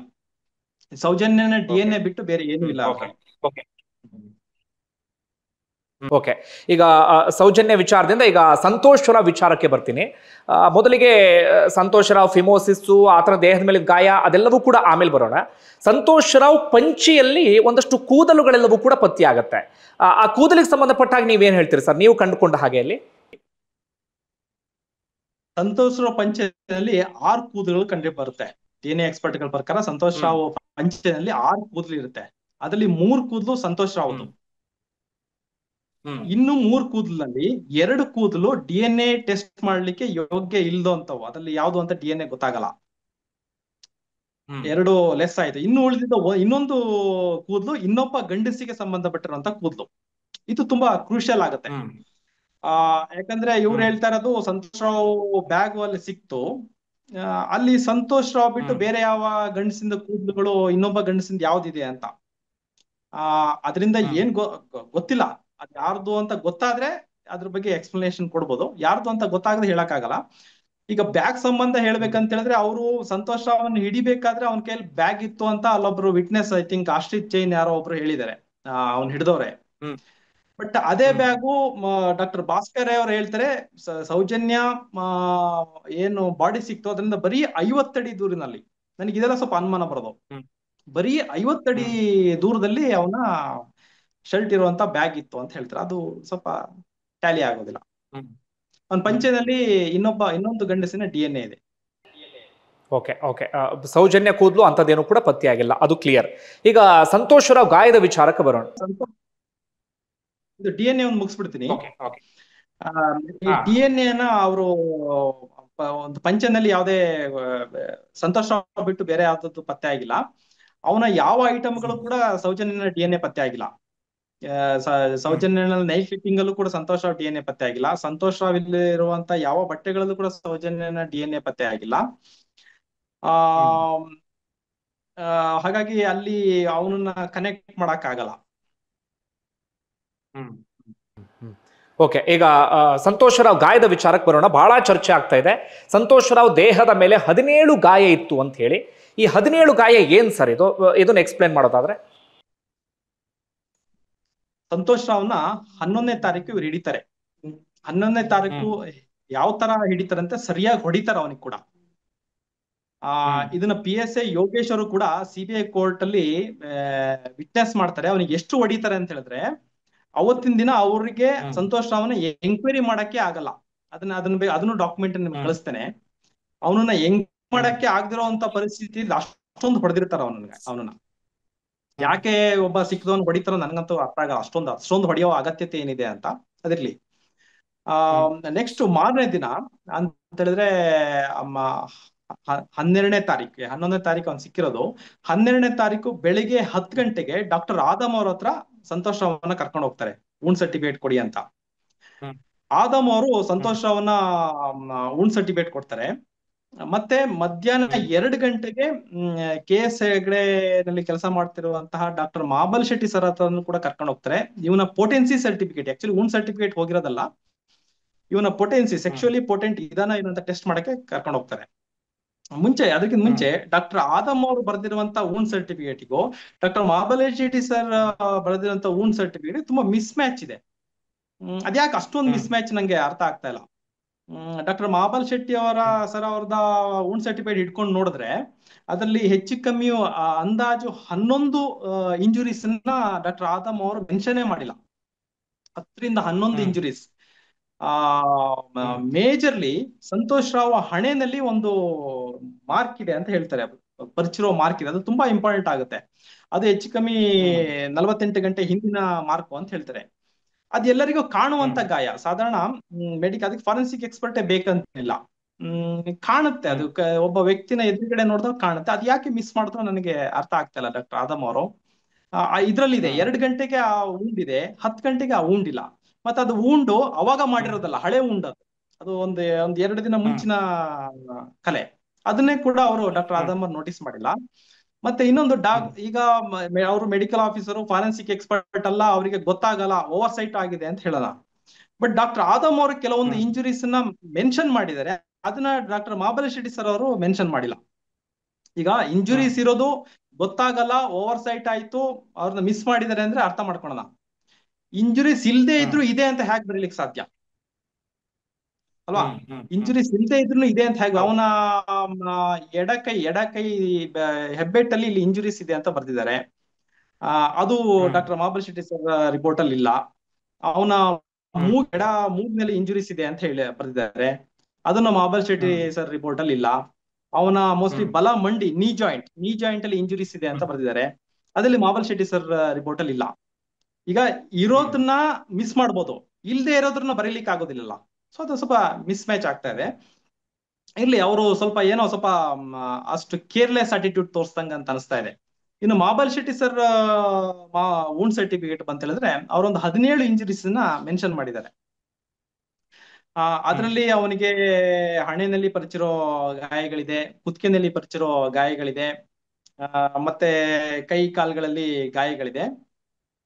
ಅದರಲ್ಲಿ ತುಂಬಾ ಹ್ಮ್ ಡಿಸ್ಕಷನ್ ಆಗ್ತಿರೋದು ಇಂಜುರಿ ನಂಬರ್ 11. ಅವನ ಹ್ಮ್ ಏನು ಮರ್ಮಾಂಗದಲ್ಲಿ ಒಂದು ಇಂಜುರಿ ಇದೆ ಅಂತ ಹೇಳ್ತಾರೆ. ಇದು ಹ್ಮ್ ಆಕ್ಚುಲಿ ಮೀಡಿಯಾದಲ್ಲಿ ಅಷ್ಟೇ ಡಿಸ್ಕಷನ್ ಆಗ್ತಾ ಇರೋದು. ಇದು ಕೋರ್ಟ್ ಅಲ್ಲಿ ಹ್ಮ್ ಅಷ್ಟು ದೊಡ್ಡ ಪಾಯಿಂಟ್ ಆಗೇ ಇಲ್ಲ ಇದು. ಯಾಕೆ ಹೇಳ್ತೀನಿ, ಹ್ಮ್ ಅವನ ಮರ್ಮಾಂಗದಲ್ಲಿ ಏನ್ ಗಾಯ ಇದೆ, contusion hmm at the urethral opening of the penis ಅಂತ ಏನಿದೆ, ಅದು ರೇಪ್ ಇಂದ ಹ್ಮ್ ಆಗಿರೋ ಇಂಜುರೀಸ್ ಅಂತ ಯಾವ ಫಾರೆನ್ಸಿಕ್ ಎಕ್ಸ್ಪರ್ಟ್ ಹೇಳಕ್ಕಾಗಲ್ಲ. ಅದನ್ನ ಓಹ್ ಜಗತ್ತಿನಲ್ಲಿರುವ ಯಾವ ಫಾರೆನ್ಸಿಕ್ ಎಕ್ಸ್ಪರ್ಟ್ ಕೂಡ injury hmm number 11 is due to ಮಾಡಿರೋದ್ರಿಂದ ಆಗಿದೆ ಅಂತ ಯಾವ ಕೂಡ ಕನ್ಫರ್ಮ್ ಮಾಡ್ಕೊಳಕ್ ಆಗಲ್ಲ ಅದನ್ನ. ಹಂಗಾಗ್ಬಿಟ್ಟು ಅದು ಕೋರ್ಟ್ ಅಲ್ಲಿ ಹ್ಮ್ ಅಷ್ಟು ಡಿಸ್ಕಷನ್ ಆಗಿಲ್ಲ, ಬಟ್ ಮೀಡಿಯಾದಲ್ಲಿ ತುಂಬಾ ಡಿಸ್ಕಷನ್ ಆಗ್ತಾ ಇದೆ. ಅದು ಹ್ಮ್ ಏನ್ ಹೇಳ್ತಾರೆ, ಕಂಟ್ಯೂಷನ್ ಅಂದ್ರೆ ಸಾಫ್ಟ್ ಟಿಶ್ಯೂ ಇಂಜುರಿ, ಸ್ವಲ್ಪ ಕೆಂಪಿರುತ್ತೆ ತುದಿ, ಅಂದ್ರೆ ಜಸ್ಟ್ 0.5 ಸೆಂಟಿಮೀಟರ್ ಅದು. ಆ, ಅದು ಹ್ಮ್ ಬೆಲನೈಟಿಸ್ ಆಗಿರ್ಬೋದು. ಅವನಿಗೆ ಫಿಮೋಸಿಸ್ ಇತ್ತು, ಅಲ್ಲಿ ಯುರಿನ್ ಇನ್ಫೆಕ್ಷನ್ ಆಗುತ್ತೆ, ಬೆಲನೈಟಿಸ್ ಆಗುತ್ತೆ, ಅವಾಗಲೂ ಕಂಟ್ಯೂಷನ್ ಆಗುತ್ತೆ. ಅದನ್ನ ರೇಪ್ ಅಂತ ಹೇಳಕ್ ಆಗೋದಿಲ್ಲ. ಮತ್ತೆ ಇವನಿಗೆ ಫಿಮೋಸಿಸ್ ಇರೋದ್ರಿಂದ, ಚರ್ಮ ಹಿಂದೆ ಹೋಗದೆ ಇರೋದ್ರಿಂದ, ಅವನೇನಾದ್ರು ರೇಪ್ ಅಟೆಂಪ್ಟ್ ಮಾಡಿದ್ರೆ ಸಂತೋಷ್ ರಾವ್, ಅವನ ಚರ್ಮ ಸ್ವಲ್ಪ ಹರಿದು ಹೋಗ್ಬೇಕಿತ್ತು. ಅದು ರಿಪ್ಪಿಂಗ್ ಹೌದು. ಆಫ್ ದಿ ಫೋರ್ ಸ್ಕಿನ್ ಅದಿಲ್ಲ. ಹ್ಮ್ ಬೋತ್ ದ ಡಾಕ್ಟರ್ಸ್, ಇಬ್ರು ಡಾಕ್ಟರ್ ಹೇಳ್ತಾರೆ ಆ ಇಂಜುರೀಸ್ ಇಲ್ಲ. ಯಾವ ಇಂಜುರೀಸ್ ಇರಬೇಕು ಆ ಇಂಜುರೀಸ್ ಇಲ್ಲ. ಹ್ಮ್ ಮತ್ತೆ ಅವನನ್ನ ಸ್ವಲ್ಪ 48 ಅವರ್ಸ್ ಬ್ಯಾಕ್ ದ ಇಂಜುರೀಸ್ ಇದೆ, ಅದ್ರ ಬಗ್ಗೆ ಡಿಸ್ಕಷನ್ ಆಗ್ಬೇಕು. ಅದ್ರ ಬಗ್ಗೆ ಹ್ಮ್ ತಿಳುವಳಿಕೆ ಆಗ್ಬೇಕು. ಯಾಕೆ ಅದು ಎಲ್ಲಿಂದ ಇಂಜುರೀಸ್ ಬಂತು, 48 ಗಂಟೆ ಹಿಂದೆ ಹ್ಮ್ ಎಲ್ಲಿ ಅವನು ಗಲಾಟಿನಲ್ಲಿ ಇನ್ವಾಲ್ವ್ ಆಗಿದ್ದ, ಯಾರು ಅವನು ಹಿಡಿದಿದ್ರು, ಹ್ಮ್ ಯಾಕೆ ಇಂಜುರೀಸ್ ಆಗಿತ್ತು ಅಂತ. ಇಂಜುರಿ ನಂಬರ್ 11 ಹ್ಮ್ ರೇಪಿಗೂ ಕನೆಕ್ಟ್ ಮಾಡಕ್ ಆಗಲ್ಲ, ಓಕೆ ಯಾರಿಂದನೂ ಅದನ್ನ ಕನೆಕ್ಟ್ ಮಾಡಕ್ ಆಗಲ್ಲ. ಓಕೆ ಓಕೆ ಓಕೆ ನಾನು ನೋಡಿದ ಹಾಗೆ ಇನ್ನುಳಿದಂತ ಗಾಯಗಳು ಅವನನ್ನ ಹಿಡಿದಂತ ಸಂದರ್ಭದಲ್ಲಿ ಹೊಡೆದಂತ ಗಾಯ ಆಗಿರಬಹುದು ಅಂತ ಒಂದು. ಒಂದು 24 ಅವರ್ ಹಿಂದಿನ ಗಾಯಗಳು ಇದೆ. ಇನ್ನೊಂದು ಅದ್ರ ಹಿಂದಿನ ಹ್ಮ್ ದಿನದ್ದು ಗಾಯಗಳಿದೆ. 48 to 72 ಅವರ್ಸ್ ಅಂತ ಹೇಳ್ತಾರೆ. 48 ಅಂದ್ರೆ 10ನೇ ತಾರೀಕು, ಸೌಜನ್ಯ ಕಾಣೆ ಹ್ಮ್ ಹ್ಮ್ ಆಗಿದ್ದು 9ನೇ ತಾರೀಕು. 10ನೇ ಓಕೆ ತಾರೀಕು ಆ ಸಮಯದಲ್ಲಿ ಅಥವಾ ಅದ್ರ ಹಿಂದಿನ ದಿನ ಸಣ್ಣ ಪುಟ್ಟ ಗಾಯಗಳಿದೆ. ಅದ್ರ ಬಗ್ಗೆ ಹ್ಮ್ ಇನ್ವೆಸ್ಟಿಗೇಷನ್ ಅವರೇ ಹೇಳ್ಬೇಕು ಅದು ಎಲ್ಲಿಂದ ಬಂದಿದೆ, ಯಾವ ಗಾಯಗಳು ಅಂತ. ಬಟ್ ಇಂಜುರಿ ನಂಬರ್ 11 ಓಕೆ ಇಂದ ಅವನು ಇದ್ದಾನೆ ಅಂತ ಹೇಳಕ್ ಆಗೋದಿಲ್ಲ. ಓಕೆ ಓಕೆ ಒಟ್ಟಾರೆಯಾಗಿ ಇದೊಂದು ಪ್ರಶ್ನೆಯನ್ನು ಮುಗಿಸಿ ನಾನು ಮುಂದಿನ ವಿಚಾರಕ್ಕೆ ಹೋಗ್ತೀನಿ. ಈ ಗಾಯಗಳಿಂದ ಸಂತೋಷ್ ರಾವೇ ಈ ಕೃತ್ಯ ಎಸಗಿದ್ದಾನೆ ಅನ್ನೋದಕ್ಕೆ ಅಲ್ಲಿ ಪ್ರೂವ್ ಮಾಡೋದಕ್ಕೆ ಸಾಧ್ಯ ಆಗ್ಲಿಲ್ಲ ಅಥವಾ ಪ್ರೂವ್ ಮಾಡುವಂತ ವಿಚಾರಗಳು ಇರ್ಲಿಲ್ಲ. ಧರ್ಮಸ್ಥಳದಲ್ಲಿ ಒಂದು 100 ಜನ ಗಂಡಸರನ್ನ ಕರ್ಕೊಂಡ್ ಬಂದ್ರೆ ಅದ್ರಲ್ಲಿ ಒಂದು 8-10 ಜನಕ್ಕಾದ್ರೂ ಗಾಯಗಳಿರುತ್ತೆ. ಅದೇ ಟೈಮಲ್ಲಿ ಒಂದು ಓಕೆ 100 ಜನ ಗಂಡಸರನ್ನ ಕರ್ಕೊಂಡ್ ಬಂದ್ರೆ ಅವರೆಲ್ಲರೂ ಅಂತ ಹೇಳಕ್ ಆಗಲ್ಲ. ಯಾಕಂದ್ರೆ ಸಂತೋಷ್ ರಾವ್ನ ಹಿಡಿದಿರೋದು ಪೊಲೀಸರಲ್ಲ, ಸಂತೋಷ್ ರಾವ್ನ ಹಿಡಿದಿರೋದು ಅಲ್ಲಿಯೂ ಎಂಪ್ಲಾಯಿನೇ. ಅದು ಸ್ವಲ್ಪ ಅನುಮಾನ ಬರುತ್ತೆ. ಅಲ್ಲಿ ಇನ್ನೊಂದು 10-12 ಜನ ಹಿಡಿದಿದ್ರೆ ಅದ್ರಲ್ಲಿ ಯಾರೋ ಒಬ್ಬನ ಹತ್ರ ಗಾಯ ಇರ್ತದೆ, ಏನೋ ಒಂದು ಇಂಜುರೀಸ್ ಆಗಿರ್ತದೆ. ಅದನ್ನೆಲ್ಲಾದ್ರೂ ರೇಪ್ ಇದೆ ಅಂತ ನಾವು ಸರ್ಟಿಫೈ ಮಾಡ್ಲಿಕ್ಕೆ ಆಗೋದಿಲ್ಲ. ಸರ್, ಈಗ ಮೊದಲೊಂದು ಪ್ರಶ್ನೆಯನ್ನ ಇಟ್ಟು ಅದಾದ ಬಳಿಕ ಉಳಿದ ವಿಚಾರಕ್ಕೆ ಹೋಗ್ತೀನಿ. ಸೋಷಿಯಲ್ ಮೀಡಿಯಾ ಅಥವಾ ಬೇರೆ ಬೇರೆ ಮಾಧ್ಯಮಗಳಲ್ಲಿ ಒಂದಷ್ಟು ಚರ್ಚೆ ಆಗ್ತಿರೋದೇನಪ್ಪಾ ಅಂದ್ರೆ, ಈಗ ಸಂತೋಷ್ ರಾವ್ನೇ ಸಿಕ್ಕಾಕ್ಸ್ಬೇಕು ಅನ್ನುವಂಥ ಉದ್ದೇಶ ಇದ್ದಿದ್ದೇ ಆಗಿದ್ರೆ ಆತನ ಒಂದು ಕೂದಲನ್ನು ಅಥವಾ ಆತನಿಗೆ ಸಂಬಂಧಪಟ್ಟಿದ್ದು ಯಾವುದಾದ್ರನ್ನ ಸೇರಿಸಿ ಅವರು FSLಗೆ ಕಳಿಸ್ಕೊಡ್ಬಹುದಿತ್ತು ಅಂತ. ನಾನು ಒಂದಷ್ಟು FSL ಎಕ್ಸ್ಪರ್ಟ್ಸ್ಗಳನ್ನ ಈ ವಿಚಾರಕ್ಕೆ ಸಂಬಂಧಪಟ್ಟ ಹಾಗೆ ಮಾತಾಡಿಸ್ತಾ ಇದ್ದೆ. ಅವ್ರು ಹೇಳ್ತಾ ಇದ್ರು, ಒಂದು ಸರ್ತಿ ಸೀಲ್ ಆಗಿ ಅದನ್ನ ಏನೇನು ಬರೀತಾರೆ ಅದು ನೀಟಾಗಿ ನಮ್ಮ ಹತ್ರ ಬಂದಾಗ ಮಾತ್ರ ನಾವು ಅದನ್ನು ಚೆಕ್ ಮಾಡ್ತೀವಿ. ಸ್ವಲ್ಪ ಏನಾದರೂ ಡೌಟ್ ಬಂತಂದ್ರೂ ಕೂಡ ನಾವು ಅದನ್ನು ಮುಟ್ಟೋದಕ್ಕೆ ಹೋಗೋದಿಲ್ಲ, ಯಾಕಂದ್ರೆ ಮುಂದೊಂದು ದಿನ ನಮ್ಮ ತಲೆ ಮೇಲೆ ಬರಬಹುದು ಅಂತ. ನಾನು ಹಿಂದೆ ಸಾಕಷ್ಟು FSL ಎಕ್ಸ್ಪರ್ಟ್ಸ್ಗಳನ್ನ ಮಾತಾಡಿಸಿದಾಗ ಅವ್ರು ಅದೇ ಮಾತನ್ನು ಹೇಳ್ತಾ ಇದ್ರು. ನೀವೇನು ಹೇಳ್ತೀರಿ ಸರ್? ಉದ್ದೇಶಪೂರ್ವಕವಾಗಿ ಸಂತೋಷ್ ರಾವ್ನ ಸಿಕ್ಕಾಕ್ಸ್ಲೇಬೇಕು ಅಂತಿದ್ರೆ ಮೊದಲೇ ಸೀಲ್ ಮಾಡಿದ್ದನ್ನು ಓಪನ್ ಮಾಡಿ ಅದರೊಳಗಡೆ ಏನಾದರೂ ಸೇರಿಸಿ ಕಳಿಸ್ಕೊಡುವಂತ ಸಾಧ್ಯತೆ ಅಂತದೇನಾದ್ರೂ ಇತ್ತಾ ಸರ್? ಹೇಗೆ? ಇಲ್ಲ, ಎಕ್ಸ್ಪರ್ಟ್ಗಳು ಹೇಳಿದ್ರು ಸರಿ ಇದೆ.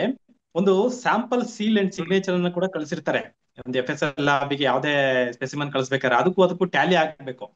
ಯಾರೇ ಟ್ಯಾಂಪರ್ ಮಾಡಿದಾರೆ ಅಂತ ಸ್ವಲ್ಪ ಅನುಮಾನ ಬಂದ್ರು ಕೂಡ ಅದನ್ನ ಎಕ್ಸಾಮಿನೇಷನ್ ಮಾಡಲ್ಲ, ವಾಪಸ್ ಕಳಿಸ್ಬಿಡ್ತಾರೆ. ಅದು ಎಲ್ಲರ ತಲೆ ಮೇಲೂ ಬಂದ್ಬಿಡುತ್ತೆ.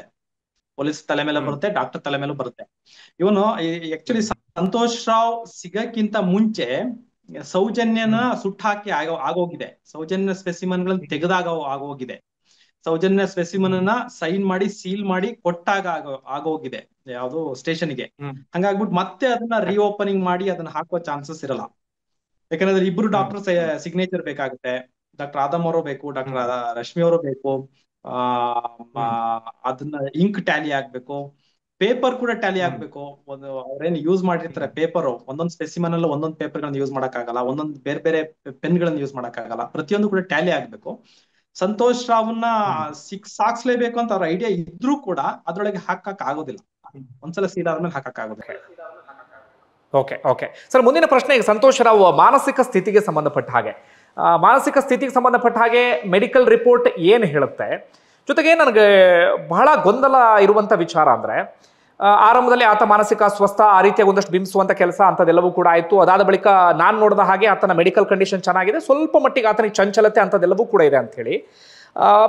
ಮೆಡಿಕಲಿ ಅಂದ್ರೆ ಮಾನಸಿಕವಾಗಿ ತುಂಬಾ ಚೆನ್ನಾಗಿರುವಂತಹ ವ್ಯಕ್ತಿ ಆ ಕೃತ್ಯವನ್ನ ಎಸಗಿದ್ದ ಅಂತಾದ್ರೆ 9ನೇ ತಾರೀಕು ಆ ಕೃತ್ಯವನ್ನ ಎಸಗಿ 10ನೇ ತಾರೀಕು ಎಲ್ಲೋ ನಾಪತ್ತೆಯಾಗಿ 11ನೇ ತಾರೀಕು ಬಾಹುಬಲಿ ಬೆಟ್ಟದ ಬುಡದಲ್ಲಿ ಬಂದು ಕುತ್ಕೊಳ್ಳೋಕೆ ಸಾಧ್ಯವಾ? ನನ್ಗೆ ಬಹಳ ಗೊಂದಲ ಇರುವಂತ ವಿಚಾರ. ಜೊತೆಗೆ ಆತನ ಮೆಡಿಕಲ್ ಕಂಡೀಷನ್ ಹೇಗಿತ್ತು? ಡಾಕ್ಟರ್ ಏನ್ ಹೇಳ್ತಾರೆ ಸರ್? ಮೆಡಿಕಲ್ ಕಂಡೀಷನ್ ರೆಕಾರ್ಡ್ಸ್ ನೋಡಿದ್ರೆ ಫಸ್ಟ್ ಭಾಸ್ಕರ್ ಅವ್ರ ರಿಪೋರ್ಟ್ ಅಲ್ಲೇ ಬರೀತಾರೆ, ಅವನು ಶಿವಮೊಗ್ಗದ ಮಾನಸ ಆಸ್ಪತ್ರೆಯಲ್ಲಿ ಮೆಡಿಸಿನ್ಸ್ ತಗೊಂತಿದ್ದ, ಅದನ್ನ ನಾವು ನೋಡಿದೀವಿ, ಅದರಲ್ಲಿ ಅವನ ಕಂಡೀಷನ್ಸ್ ಏನೇನಿತ್ತು ಅಂತ ಈ ತರ ಬರೀತಾರೆ. ಸೊ ಹಂಗಾಗ್ಬಿಟ್ಟು ಅವನು ಮಾನಸಿಕವಾಗಿ ಟ್ರೀಟ್ಮೆಂಟ್ ತಗೊಂತಿದ್ದ ಅನ್ನೋದು ಒಂದು ಕನ್ಫರ್ಮ್ ಆಗುತ್ತೆ. ಮತ್ತೆ ಅವನು ಇದರಲ್ಲಿ ಮಹಾಬಲ್ ಶೆಟ್ಟಿ ಸರ್ ಹತ್ರನು ಕೂಡ ಹೇಳ್ತಾನೆ, ನನಗೆ ಮಾನಸಿಕವಾಗಿ ಅಸ್ವಸ್ಥತೆ ಇದೆ, ನಾನು ಟ್ರೀಟ್ಮೆಂಟ್ ಗಳನ್ನ ತಗೊಂತಾ ಇದ್ದೆ ಅಂತ ಕೂಡ ಹೇಳ್ತಾನೆ. ಎಮೋಷನಲ್ ಇನ್ಸ್ಟೆಬಿಲಿಟಿ, ನಾನು ಅವನ ಚೈಲ್ಡ್ಹುಡ್ ಫ್ರೆಂಡ್ಸ್ ಹತ್ರನು ಕೂಡ ಮಾತಾಡಿದೆ, ಅವರು ಕೂಡ ಹೇಳ್ತಾರೆ ಅವ್ನು ಚೆನ್ನಾಗೇ ಮಾತಾಡ್ತಿರ್ತಾನೆ, ಸಡನ್ ಆಗಿ ಎಲ್ಲೋ ಆಬ್ಸೆಂಟ್ ಮೈಂಡೆಡ್ ಆಗ್ತಾನೆ, ಸ್ವಲ್ಪ ಸಿಟ್ ಮಾಡ್ಕೋತಾನೆ, ಆತರ ಎಮೋಷನಲ್ ಇನ್ಸ್ಟೆಬಿಲಿಟಿ ಅವನಿಗಿತ್ತು ಅಂತ. ಅವ್ನು ಕ್ಲಿಯರ್ ಕಟ್ ನಾರ್ಮಲ್ ಏನಿಲ್ಲ, ಬಟ್ ಮಾತಾಡ್ಬೇಕಾದ್ರೆ ಕರೆಕ್ಟ್ ಆಗೇ ಮಾತಾಡ್ತಾನೆ, ಅದ್ರಲ್ಲಿ ಏನು ತೊಂದರೆ ಇಲ್ಲ ಅಂತ. ಅವನೊಂದೇಳೆ ಆ ಕೃತ್ಯವನ್ನ ಮಾಡಿದ್ರೆ 2 ದಿನ ಅಲ್ಲೇ ಹಾಕಿರ್ತಾನೆ, ಓಡೋಗ್ತಿದ್ದ ಅವನು, ಅಲ್ಲಿ ಇರಕ್ ಚಾನ್ಸ್ ಇಲ್ಲ. ಅವನಿಗೆ ಒಂದು ಹುಡುಗಿನ ಸೌಂಡ್ ಬರ್ದಿದ್ದಂಗೆ, ಅದು ಆಕ್ಚುಲಿ ಇದೇನಿದೆ ಪ್ರಕೃತಿ ಚಿಕಿತ್ಸಾಲಯದಿಂದ ತುಂಬಾ ದೂರ ಏನಿಲ್ಲ, ಒಂದು 50 ಮೀಟರ್ ಅಷ್ಟೇ, 50-60 ಮೀಟರ್ ಇರ್ಬೋದು. ಅವಳು ಕಿರ್ಚಿದ್ರೆ ಅಲ್ಲಿ ಕೇಳುತ್ತೆ, ಅಲ್ಲಿ ಸೆಕ್ಯೂರಿಟಿ ಗಾರ್ಡ್ ಅವರಿಗೆ. ಮತ್ತೆ ಸೆಕ್ಯೂರಿಟಿ ಗಾರ್ಡ್ ಏನು ಮಾಮೂಲಿ ಆರ್ಡಿನರಿ ನಾವೇನ್ ತಿಳ್ಕೊತೀವಿ, ಸೆಕ್ಯೂರಿಟಿ ಗಾರ್ಡ್ ಯಾರೋ ಬಡಪಾಯಿ ಅವ್ನ ಪಾಡಿಗೆ ಅವ್ನು ಡ್ಯೂಟಿ ಮಾಡ್ಕೊಂಡು ಹೋಗ್ತಾನೆ. ಅಲ್ಲಿ ಸೆಕ್ಯೂರಿಟಿ ಗಾರ್ಡ್ಗೂ ಸ್ಟ್ರಾಂಗ್ ಕ್ಯಾಂಡಿಡೇಟೇ.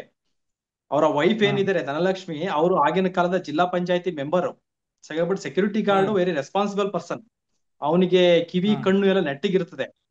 ಅವ್ನು ಎತ್ತಾಕೊಂಡು ಹೋಗಿರೋ ಆತರ ಕಿರ್ಚ್ಬೇಕಾದ್ರೆ ಸೌಂಡ್ ಕೇಳ್ಬೇಕು ಅವನಿಗೆ, ಅಲ್ಲಿರೋ ಸೆಕ್ಯೂರಿಟಿ ಗಾರ್ಡಿಗೆ. ಅಷ್ಟು ಹತ್ರದ ಪ್ರದೇಶ, ಮತ್ತೆ ಅಲ್ಲೇನೋ ಫ್ಯಾಕ್ಟ್ರಿಗಳಿಲ್ಲ, ಬೇರೆ ಸೌಂಡ್ ಬರುವಂತದ್ದು ಏನಿಲ್ಲ. ಅಲ್ಲಿ ಆ ಪ್ಲೇಸಿಗೆ ಹೋಗಿದ್ದೀನಿ ನಾನು, ಅಲ್ಲಿ ನಿಶಬ್ದವಂತ ಜಾಗ. ಅಂತ ಜಾಗದಲ್ಲಿ ಅವನು ಎತ್ತಾಕೊಂಡು ಹೋಗಿ ಸೌಂಡ್ ಬರ್ದಿದ್ದಂಗೆ. ಇನ್ನೊಂದು ಹೇಳ್ತೀನಿ, ಪಾಯಿಂಟ್ ಬಂದಿದ್ದಕ್ಕೆ, ಅವಳು ಕಿರ್ಚಾಡ್ತಿದ್ದಂಗೆ ಅವಳನ್ನ ಎತ್ತಾಕೊಂಡು ಹೋಗ್ಬೇಕಂದ್ರೆ ಬಾಯಿನ ಈ ತರ ಒತ್ತಿಡ್ಲೇಬೇಕು, ತುಂಬಾ ಬಿಗಿಯಾಗಿ ಒತ್ತಿಡ್ಬೇಕಾಗುತ್ತೆ ಅವಳ ಬಾಯಿನ. ಬಟ್ ಪೋಸ್ಟ್ ಮಾರ್ಟಮ್ ಅಲ್ಲಿ ಅವಳ ಫೋಟೋದಲ್ಲಾಗ್ಲಿ ಎಲ್ಲೂ ಕೂಡ ಇಲ್ಲೆಲ್ಲೂ ಮಾರ್ಕ್ಗಳಿಲ್ಲ. ಅವಳು ಸೌಂಡೇ ಬರ್ದಿರಷ್ಟು ಬಿಗಿಯಾಗಿ ಅವಳನ್ನ ಇಟ್ಕೊಳಷ್ಟು ಮಾರ್ಕ್ಗಳೇನಿಲ್ಲ. ಸೊ ಹಾಗಾಗಿ ಇದ್ರ ಜೊತೆಗೆ ಇನ್ನೊಂದು ಪಾಯಿಂಟ್ ಹೇಳಲಿಕ್ಕೆ ನಾನು ಇಷ್ಟಪಡ್ತೀನಿ. ಅವಳಿಗೆ ಪ್ರಜ್ಞೆ ತಪ್ಪಿಸಿರ್ಬೋದು ಅಂತ ತುಂಬಾ ದೊಡ್ಡ ಅನುಮಾನ ನನಗಿದೆ. ಯಾಕಂದ್ರೆ ಅಂತ ಜಾಗದಲ್ಲಿ ಅಷ್ಟು ಹತ್ರದ ಪ್ಲೇಸ್ ಅಲ್ಲಿ ಯಾರಿಗೂ ಗೊತ್ತಿಲ್ಲದಂಗೆ ಅವಳು ಎತ್ತಾಕೋಬೇಕಂದ್ರೆ ಅವಳಿಗೆ ಕಿರ್ಚ್ಲಿಕ್ಕೆ ಅವಕಾಶಗಳು ಇರ್ಲಿಲ್ಲ. ಅವಳು ಬಾಯಿನ ತುಂಬಾ ಜೋರಾಗಿ ಒತ್ತಿಡಿದಿರ್ಲಿಲ್ಲ. ಒತ್ತಿಡಿದಾಗ ಯಾಕಂದ್ರೆ ಅಲ್ಲಿ ಯಾವ್ದೋ ಮಾರ್ಕ್ಗಳಿಲ್ಲ. ಪ್ರಜ್ಞೆ ತಪ್ಪಿಸಿದಾರ ಅಂತ ನೋಡ್ಲಿಕ್ಕೆ ಇವರು ಲಿವರ್ ಪೀಸ್ ತಗೊಂಡಿಲ್ಲ, ಕಿಡ್ನಿ ಪೀಸ್ ತಗೊಂಡಿಲ್ಲ, ಯೂರಿನ್ ಸ್ಯಾಂಪಲ್ ತಗೊಂಡಿಲ್ಲ, ಮತ್ತೆ ಸ್ಟೊಮ್ಯಾಕ್ ಕಂಟೆಂಟ್ ಜಠರಲ್ಲಿ ಇರುವಂತ ಅಂಶಗಳನ್ನ ತಗೊಂಡಿಲ್ಲ. ನೀವೇನು ಕೇಳ್ತೀರಿ ಸಂತೋಷ್ ರಾವ್, ಅವನು ಅಷ್ಟು ಈಸಿಯಾಗಿ ಅವನು ಅಲ್ಲಿಂದ ಎತ್ತಾಕೊಂಡು ಹೋಗಿ ಮಾಡಿ ಮಾಡೋದು. ಆ ಸೀನ್ ಅಲ್ಲಿ ಅವಳು ಒಂದ್ ಕೈನಷ್ಟೇ ಕಟ್ ಹಾಕಿದ್ದಾರೆ, ಇನ್ನೊಂದ್ ಕೈ ಫ್ರೀ ಇದೆ. ಒಬ್ಬ ವ್ಯಕ್ತಿ ಅದ್ ಹೆಂಗೆ ಒಂದೇ ಕೈ ಕಟ್ ಹಾಕ್ಬಿಟ್ಟು ಇನ್ನೊಂದ್ ಕೈ ಫ್ರೀ ಇಟ್ಕೊಂಡು ಅದ್ ಹೆಂಗೆ ಸಾಯಿಸ್ತಾನೆ, ಅದ್ ಹೆಂಗ್ ಸ್ವಲ್ಪ ಅದು ನಂಬ್ಲಿಕ್ಕೆ ಸ್ವಲ್ಪ ಕಷ್ಟ ಆಗ್ತದೆ. ಮಾಡ್ಬಿಟ್ಟು ತನ್ನ ಸಾಕ್ಷಿಗಳು ಸಿಗಬಾರ್ದು ಅಂತ ಸಂತೋಷ್ ರಾವ್ ಯಾವುದೇ DNA ಕೂಡ ಪತ್ತೆ ಆಗಿಲ್ಲ. ನೋಡ್ಕೊಳ್ಳಿ ಎಷ್ಟು ದೊಡ್ಡ ಆರೋಪಿ, ಎಷ್ಟು ದೊಡ್ಡ ಕ್ರಿಮಿನಲ್ ಇರ್ಬೇಕು ಈ ಕೇಸ್ ನಲ್ಲಿ ಅಂತ. ಅಷ್ಟು ದೊಡ್ಡ ಕ್ರಿಮಿನಲ್ ಮೈಂಡ್ ಸಂತೋಷ್ ರಾವ್ ಆಗಿದ್ದರೆ ಅವನು 2 ದಿನ ಅಲ್ಲೇ ಹಾಕಿರ್ತಿದ್ದ. ಅವನು ಓಡೋಗ್ಬೇಕು ಬೇರೆ. ಯಾಕಂದ್ರೆ ಸಂತೋಷ್ ರಾವ್ ಪ್ಲೇಸ್ ಅಲ್ಲ, ಅವನು ಹುಟ್ಟೂರು ಅಲ್ಲ, ಅದು ಅವನ್ ಜಾಗನೇ ಅಲ್ಲ, ಅವನ್ ಇದ್ದಂತ ಜಾಗನೂ ಅಲ್ಲ. ಅಲ್ಲಿಂದ ಓಡೋಗ್ಲಿಕ್ಕೆ ಪ್ರಯತ್ನ ಪಡ್ತಾನೆ. ಮತ್ತೆ ಇನ್ನೊಂದು ಆ ಟೈಮ್ ಟವರ್ ಡಂಪ್ ಡೀಟೇಲ್ಸ್ ಇವ್ರ ಹತ್ರ ಇಲ್ಲ. ಟವರ್ ಡಂಪ್ ಒಬ್ಬರ ಮೇಲೆ ಒಬ್ರು ಹಾಕ್ತಾರೆ. SI ಅವರು ಇನ್ಸ್ಪೆಕ್ಟರ್ ಮೇಲೆ ಹಾಕ್ತಾರೆ, ಇನ್ಸ್ಪೆಕ್ಟರ್ ಅವರು CID ಕೊಟ್ಟಿಲ್ಲ ಅಂತಾರೆ, CID ಅವರು ತಗೊಂಡಿದ್ದೀನಿ ಅಂತ ಹೇಳ್ತಾರೆ, ತಗೊಂಡಿಲ್ಲ ಅಂತ. ಟವರ್ ಡಂಪ್ ಡೀಟೇಲ್ಸ್ ಇವ್ರಿಗಿಲ್ಲ, ಇವ್ರ ಹತ್ರ ಇಲ್ಲ. ನೆಕ್ಸ್ಟ್ ಇನ್ವೆಸ್ಟಿಗೇಷನ್ ಮಾಡ್ಬೇಕಾದ್ರೆ ಸಂತೋಷ್ ರಾವ್ ಹತ್ರ ಮೊಬೈಲ್ ಇದೆ ಅಂತ ನಾನು ಹೇಳ್ತೇನೆ, ಅವನ ಹತ್ರ ಮೊಬೈಲ್ ಇರ್ಲಿಲ್ಲ. ಬಟ್ ಆ ಏರಿಯಾದ CCTV ಫುಟೇಜ್ ಆ ಏರಿಯಾದ ಟವರ್ ಡಂಪ್ ಡೀಟೇಲ್ಸ್ ನ ಪ್ರಿಸರ್ವ್ ಮಾಡಿ ಎಷ್ಟೇ ವರ್ಷಗಳಾದ್ರೂ ಅದನ್ನ ಇನ್ವೆಸ್ಟಿಗೇಷನ್ ಗೆ ಸಿಗ್ಬೇಕಾಗಿರೋದು ಇನ್ವೆಸ್ಟಿಗೇಷನ್ ಟೀಮ್ ಅವ್ರ ಕರ್ತವ್ಯ, ಅದು ಮಾಡಿಲ್ಲ ಅವರು. ಸೊ ಅವನು ಅಲ್ಲೇ 2 ದಿನ ಇರೋ ಚಾನ್ಸಸ್ ಸ್ವಲ್ಪ ಕಮ್ಮಿ ಇದೆ. ಓಕೆ, ಈಗ ಮತ್ತೊಂದು ವಿಚಾರ, ಈಗ ಸೋಷಿಯಲ್ ಮೀಡಿಯಾ ಬೇರೆ ಬೇರೆ ಕಡೆಗಳಲ್ಲಿ ಚರ್ಚೆ ಆಗ್ತಿರೋದು, ರೂಪಾಲಿ ಅವರು ಒಂದು ರಿಪೋರ್ಟ್ ಅನ್ನ ಕೊಡ್ತಾರೆ. ಅವರು ಸಂತೋಷ್ ರಾವ್ಗೆ ಪ್ರಶ್ನೆ ಮಾಡಿದ ಸಂದರ್ಭದಲ್ಲಿ ಸಂತೋಷ್ ರಾವ್ ಎಲ್ಲವನ್ನು ಒಪ್ಕೊಳ್ತಾನೆ.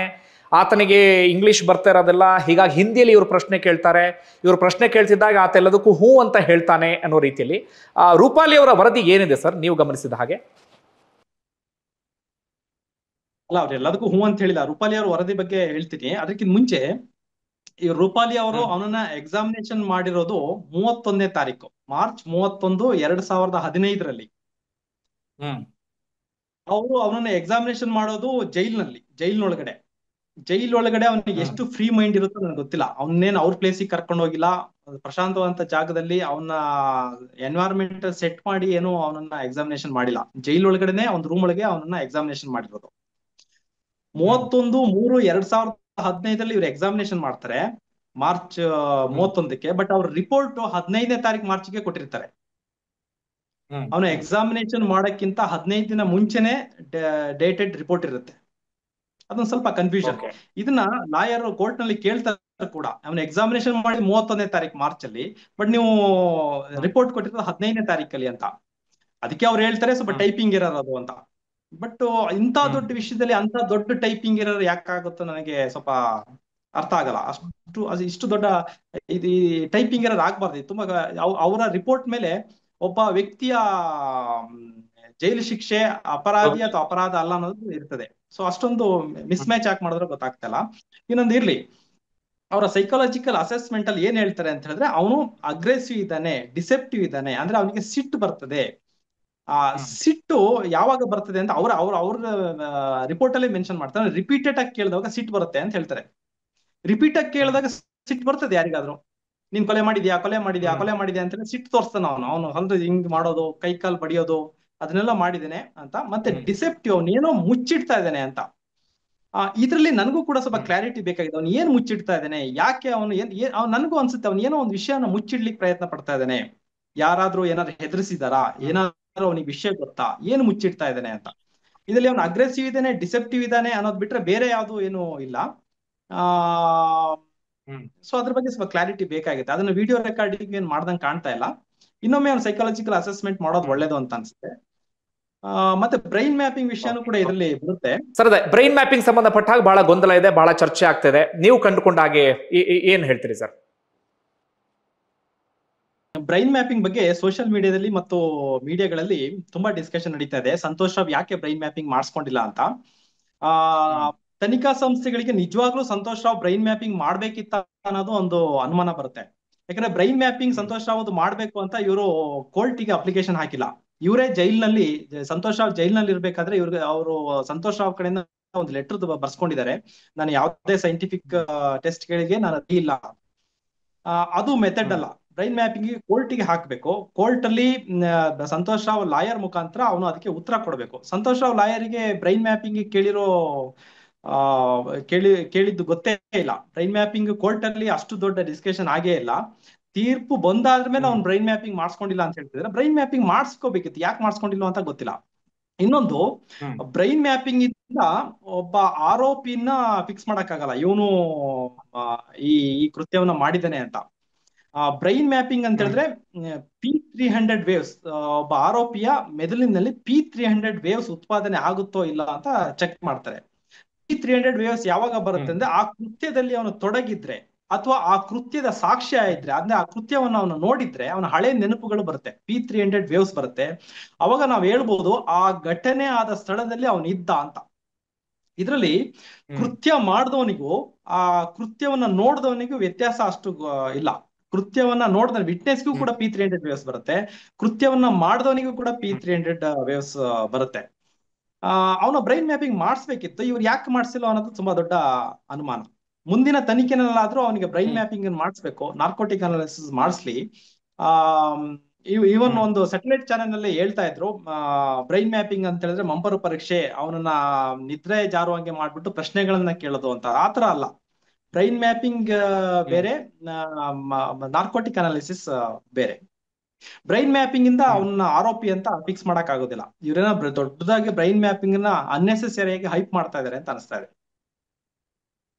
ಸರ್, ಕೊನೆಯದಾಗಿ ಸಾಕಷ್ಟು ವಿಚಾರನ ಪ್ರಸ್ತಾಪ ಮಾಡಿದ್ರಿ, ಕೊನೆಯದಾಗಿ ಏನ್ ಹೇಳ್ತೀರಿ ಸರ್? ಇಲ್ಲಿ ಈ ಮೆಡಿಕಲ್ ಎವಿಡೆನ್ಸು, ಟೆಕ್ನಿಕಲ್ ಎವಿಡೆನ್ಸು ಎಷ್ಟು ಇಂಪಾರ್ಟೆಂಟ್ ಆಗಿತ್ತು, ಯಾವ ರೀತಿಯಾಗಿ ಇದೆಲ್ಲದರಿಂದಲೂ ಈ ಪ್ರಕರಣ ಹಳ್ಳ ಹಿಡಿತು ಅಂತ ಹೇಳಿ ಒಂದು. ಮತ್ತೊಂದು, ಆಕೆಯ ಗುಪ್ತಾಂಗದಲ್ಲಿ ಮಣ್ಣಿತ್ತು ಇಂತಿಷ್ಟು ಇಂಚು ಅಂತ ಹೇಳಿ ಸಾಕಷ್ಟು ಚರ್ಚೆ ಆಗ್ತಾ ಇದೆ. ಸಾಧಾರಣವಾಗಿ ಆರೋಪಿಗಳು ಮಣ್ಣನ್ನ ಯಾವ ಕಾರಣಕ್ಕಾಗಿ ಹಾಕ್ತಾರೆ? ಹಾಗೆ ನನಗಿರುವಂತ ಇನ್ನೊಂದು ಪ್ರಶ್ನೆ ಅಥವಾ ನನ್ನಲ್ಲಿರುವಂತ ಪರ್ಸನಲ್ ಡೌಟ್ ಅಂದ್ರೆ, ಪ್ರೊಫೆಷನಲ್ ಆಗಿ ಇದ್ರ ಬಗ್ಗೆ ಗೊತ್ತಿರುವಂತವ್ರು ಪುನಃ ಇಂಥ ಕೃತ್ಯವನ್ನ ಎಸಗಿದಂಥವರು ಆ ರೀತಿಯಾಗಿ ಮಣ್ಣನ್ನ ಹಾಕಿರುವಂತ ಚಾನ್ಸಸ್ ಇರುತ್ತಾ? ಹೇಗೆ? ಕೊನೆಯದಾಗಿ ಏನ್ ಹೇಳ್ತೀರಿ ಸರ್? ನೀಟಾಗಿ ಒಂದು ಪೋಸ್ಟ್ ಮಾರ್ಟಮ್ ಮಾಡಿ ವೆಜೈನಲ್ ಸ್ವಾಬ್ ನ ಕರೆಕ್ಟ್ ಆಗಿ ಐಡೆಂಟಿಫೈ ಮಾಡಿಸಿದ್ರೆ ಅವನು ಆರೋಪಿ ಎಷ್ಟೇ ದೊಡ್ಡ ಚಾಣಾಕ್ಷ ಆಗಿದ್ರು ಕೂಡ ಹಿಡಿಬೋದಿತ್ತು ಅದನ್ನ. ಇದರಲ್ಲಿ ಮೇನ್ ಇರೋದು ಅಂತೇಳಿ ವೆಜೈನಲ್ ಸ್ವಾಬ್ ನಲ್ಲಿ ಕರೆಕ್ಟ್ ಆಗಿ ಕಳಿಸಿಲ್ಲ, ಕರೆಕ್ಟ್ ಆಗಿ ಟೈಮ್ ಕಳಿಸಿಲ್ಲ, DNA ಪತ್ತೆ ಆಗಿಲ್ಲ. ನಾನು ಈಗ್ಲೂ ಹೇಳ್ತೇನೆ, ಸೌಜನ್ಯ ಹೊಟ್ಟೆನಲ್ಲಿ ಏನಿತ್ತು ಅನ್ನೋದನ್ನ ನೋಡಿಲ್ಲ, ಲಿವರ್ ಪೀಸ್ ತೆಗ್ದಿಲ್ಲ, ಕಿಡ್ನಿ ಪೀಸ್ ತೆಗ್ದಿಲ್ಲ, ಅವಳಿಗೆ ಏನಾದ್ರು ಮತ್ ಬರುವಂತ ಔಷಧಿಯನ್ನ ಕೊಟ್ಟಿದಾರ ಅನ್ನೋದ್ರ ಬಗ್ಗೆ ನಮ್ಗೆ ಸಾಕ್ಷಿಗಳೇ ಸಿಗದಿದ್ದಂಗೆ ಮಾಡು ಹಾಕಿದ್ದಾರೆ. ಸೊ ಅದು ತುಂಬಾ ಯಾವಾಗ್ಲೂ ಕಾಡುವಂತ ಪ್ರಶ್ನೆ. ಸರಿಯಾದ ರೀತಿಯಲ್ಲಿ ಪೋಸ್ಟ್ ಮಾರ್ಟಮ್, ಸರಿಯಾದ ರೀತಿಯಲ್ಲಿ ಇನ್ವೆಸ್ಟಿಗೇಷನ್ ಆಗಿದ್ರೆ ಆರೋಪಿ ಎಷ್ಟೇ ಚಾಣಾಕ್ಷನಾಗಿದ್ರು ಕೂಡ ಅವನ ಪತ್ತೆ ಹಿಡಿಬೋದಿತ್ತು. ಮತ್ತೆ ಮಟ್ ಹಾಕೋದಿದ್ಯಲ್ಲ, ಅದು ಸಾಕ್ಷಿ ನಾಶ. ಪರ್ವರ್ಟ್ ಮೈಂಡ್ ಸೆಟ್ ಅನ್ನೋದಕ್ಕಿಂತ ಅದೊಂದು ಸಾಕ್ಷಿ ನಾಶ. ಬರೀ ವೆಜೆನ ಅಷ್ಟೇ ಅಲ್ಲದೆ ಅವಳ ತೊಡೆಯೂ ಕೂಡ ಮಡ್ಡನ್ನ ಸೌರಿದ್ದಾರೆ. ಅಂದ್ರೆ ಅಲ್ಲೇನೋ ಕೂಡ ಅವ್ರದ್ದು DNA ಪತ್ತೆ ಆಗ್ಬಾರ್ದು ಅಂತ ಎಲ್ಲ ಸೌರಿರೋದ್ರಿಂದ ಇದೊಂದು ಸಾಕ್ಷಿ ನಾಶದ ಪ್ರಯತ್ನ. ಸಾಕ್ಷಿ ನಾಶ ಮಾಡ್ಲಿಕ್ಕಂತ ಹೇಳಿದ್ರೆ ಸ್ವಲ್ಪ ಎಲ್ಲ ಗೊತ್ತಿರೋನೇ ಮಾಡಿರ್ತಾನೆ, ಯಾವ್ದು ನಮ್ಮ ಸಾಕ್ಷಿಗಳು ಸಿಗಬಾರ್ದು ಅಂತ. ಇದರಲ್ಲಿ ಓವರ್ ಆಗಿ ಹೇಳ್ಬೇಕಂತ ಹೇಳಿದ್ರೆ ನೋಡಿ, ಈಗ ಇದರಲ್ಲಿ 2 ಬಣ, ಒಂದು ಮಹೇಶ್ ಶೆಟ್ಟಿ ತಿಮ್ರೋಡಿ ಅವರ ಬಣ, ಇನ್ನೊಂದು ಧರ್ಮಸ್ಥಳದವರ ಬಣ. ಈಗ 2 ಬಣದಲ್ಲೂ 2 ಬಣ ಇದೆ. ಒಂದು ಮಹೇಶ್ ಶೆಟ್ಟಿ ತಿಮ್ರೋಡಿ ಅವರ ಬಣದಲ್ಲಿ ಸೌಜನ್ಯಗಳಿಗೆ ನ್ಯಾಯ ಸಿಗಬೇಕು ಅಂತ ಹೇಳ್ಬಿಟ್ಟು ಹೋರಾಟ ಮಾಡ್ತಿರುವಂತ ದೊಡ್ಡ ಬಣ, ಅದು A ಬಣ. ಇನ್ನೊಂದು B ಬಣ ಏನಪ್ಪಾ ಅಂತ ಹೇಳಿದ್ರೆ, ಈ ವಿಷಯದಲ್ಲಿ ಧರ್ಮಸ್ಥಳವನ್ನು ಟಾರ್ಗೆಟ್ ಮಾಡೋಣ, ಹಿಂದೂ ಧರ್ಮನ ಒಡೆಯೋಣ ಅಂತ ಒಂದು ಬಣ. ನಾವು ಈ ಬಣವನ್ನ ದೂರ ಇಡೋಣ, ನಾವು ಹಿಂದೂ ಧರ್ಮವನ್ನ ಟಾರ್ಗೆಟ್ ಮಾಡುವಂತವ್ರು, ಧರ್ಮಸ್ಥಳವನ್ನ, ದೇವರನ್ನ ಟಾರ್ಗೆಟ್ ಮಾಡೋನ್ನ ದೂರ ಹಿಡಿಯೋಣ, ನಾವು ಸೌಜನ್ಯನ ನ್ಯಾಯಕ್ಕೋಸ್ಕರ ಅಷ್ಟೇ ಕೇಳೋಣ. ಈ ಕಡೆ ಧರ್ಮಸ್ಥಳದ ಕಡೆ ಬಂದ್ರೆ ಅಲ್ಲೂ ಕೂಡ 2 ಬಣ. ಒಂದು A ಬಣದಲ್ಲಿ ಅವರಿಗೆ ಸೌಜನ್ಯನಿಗೆ ನ್ಯಾಯ ಬೇಕು, ಧರ್ಮಸ್ಥಳದ ಭಕ್ತರು, ಮಂಜುನಾಥ ಸ್ವಾಮಿಯ ಭಕ್ತರು, ಅವರಿಗೆ ನ್ಯಾಯ ಬೇಕು. ಸರಿ, ಅದ್ರಲ್ಲಿ ಇನ್ನೊಂದು ಬಣ ಇದೆ, ಅವ್ರಿಗೆ ಏನೋ ಗೊತ್ತಿಲ್ಲ, ಸಂತೋಷ್ ರಾವ್ನೇ ಫಿಕ್ಸ್ ಮಾಡ್ಬೇಕಂತ ಕೂತಿದ್ದಾರೆ. ಅದ್ರಲ್ಲಿ ನೀವು ದೇವಸ್ಥಾನದ ಬಗ್ಗೆ ಮಾತಾಡ್ಬಿಡಿ, ಧರ್ಮದ ಬಗ್ಗೆ ಮಾತಾಡ್ಬಿಡಿ ಅಂತ, ಅದೆಲ್ಲ ಸರಿ, ಅದು ಸತ್ಯ, ಅದು ಸರಿ ಅವ್ರು ಹೇಳ್ತಾರದು. ಬಟ್ ಸಂತೋಷ್ ರಾವೇ ಮಾಡಿದ್ದಾನೆ ಅಂತ ಹಠ ಇಟ್ಕೊಂಡು ಕೂತಿದ್ದಾರೆ, ಅದು ಕೂಡ ತಪ್ಪು ಅಂತ ನಾನು ಹೇಳ್ತೇನೆ. ನಾವು 2 ಬಣದಲ್ಲೂ ಇಲ್ಲ, ನಾವು ಫ್ಯಾಕ್ಟ್ಸ್, ವಿಶ್ಲೇಷಣೆ, ವಿಶ್ಲೇಷಣೆಯಲ್ಲಿ ನಾವಿದೀವಿ. ಮತ್ತೆ ಹೋರಾಟದಿಂದ ಅಷ್ಟೇ ಇದಕ್ಕೆ ಜಯ ಸಿಗುತ್ತೆ ಬಿಟ್ರೆ ನಮ್ಮಂತವರಿಂದ ಏನು ಇದಕ್ಕೆ ಜಯ ಸಿಗೋದಲ್ಲ. ನಾವು ವಿಶ್ಲೇಷಣೆ ಮಾಡ್ತೇವೆ ಅಷ್ಟೇ. Okay okay, thank you so much sir. ತುಂಬ ಡೌಟ್ಸ್ಗಳಿಗೆ ಇವತ್ತು ಕ್ಲಾರಿಟಿ ಸಿಕ್ತು, ಉತ್ತರ ಸಿಕ್ತು. ನೋಡೋಣ ಮುಂದೆ ಇದು ಯಾವ ರೀತಿಯಲ್ಲಿ ಪ್ರಯೋಜನ ಆಗುತ್ತೆ ಅಥವಾ ಜನ ಈ ವಿಚಾರಕ್ಕೆ ಸಂಬಂಧಪಟ್ಟ ಹಾಗೆ ಹೇಗೆ ಚರ್ಚೆ ಮಾಡ್ತಾರೆ ಅಂತ ಹೇಳಿ. Thank you so much sir.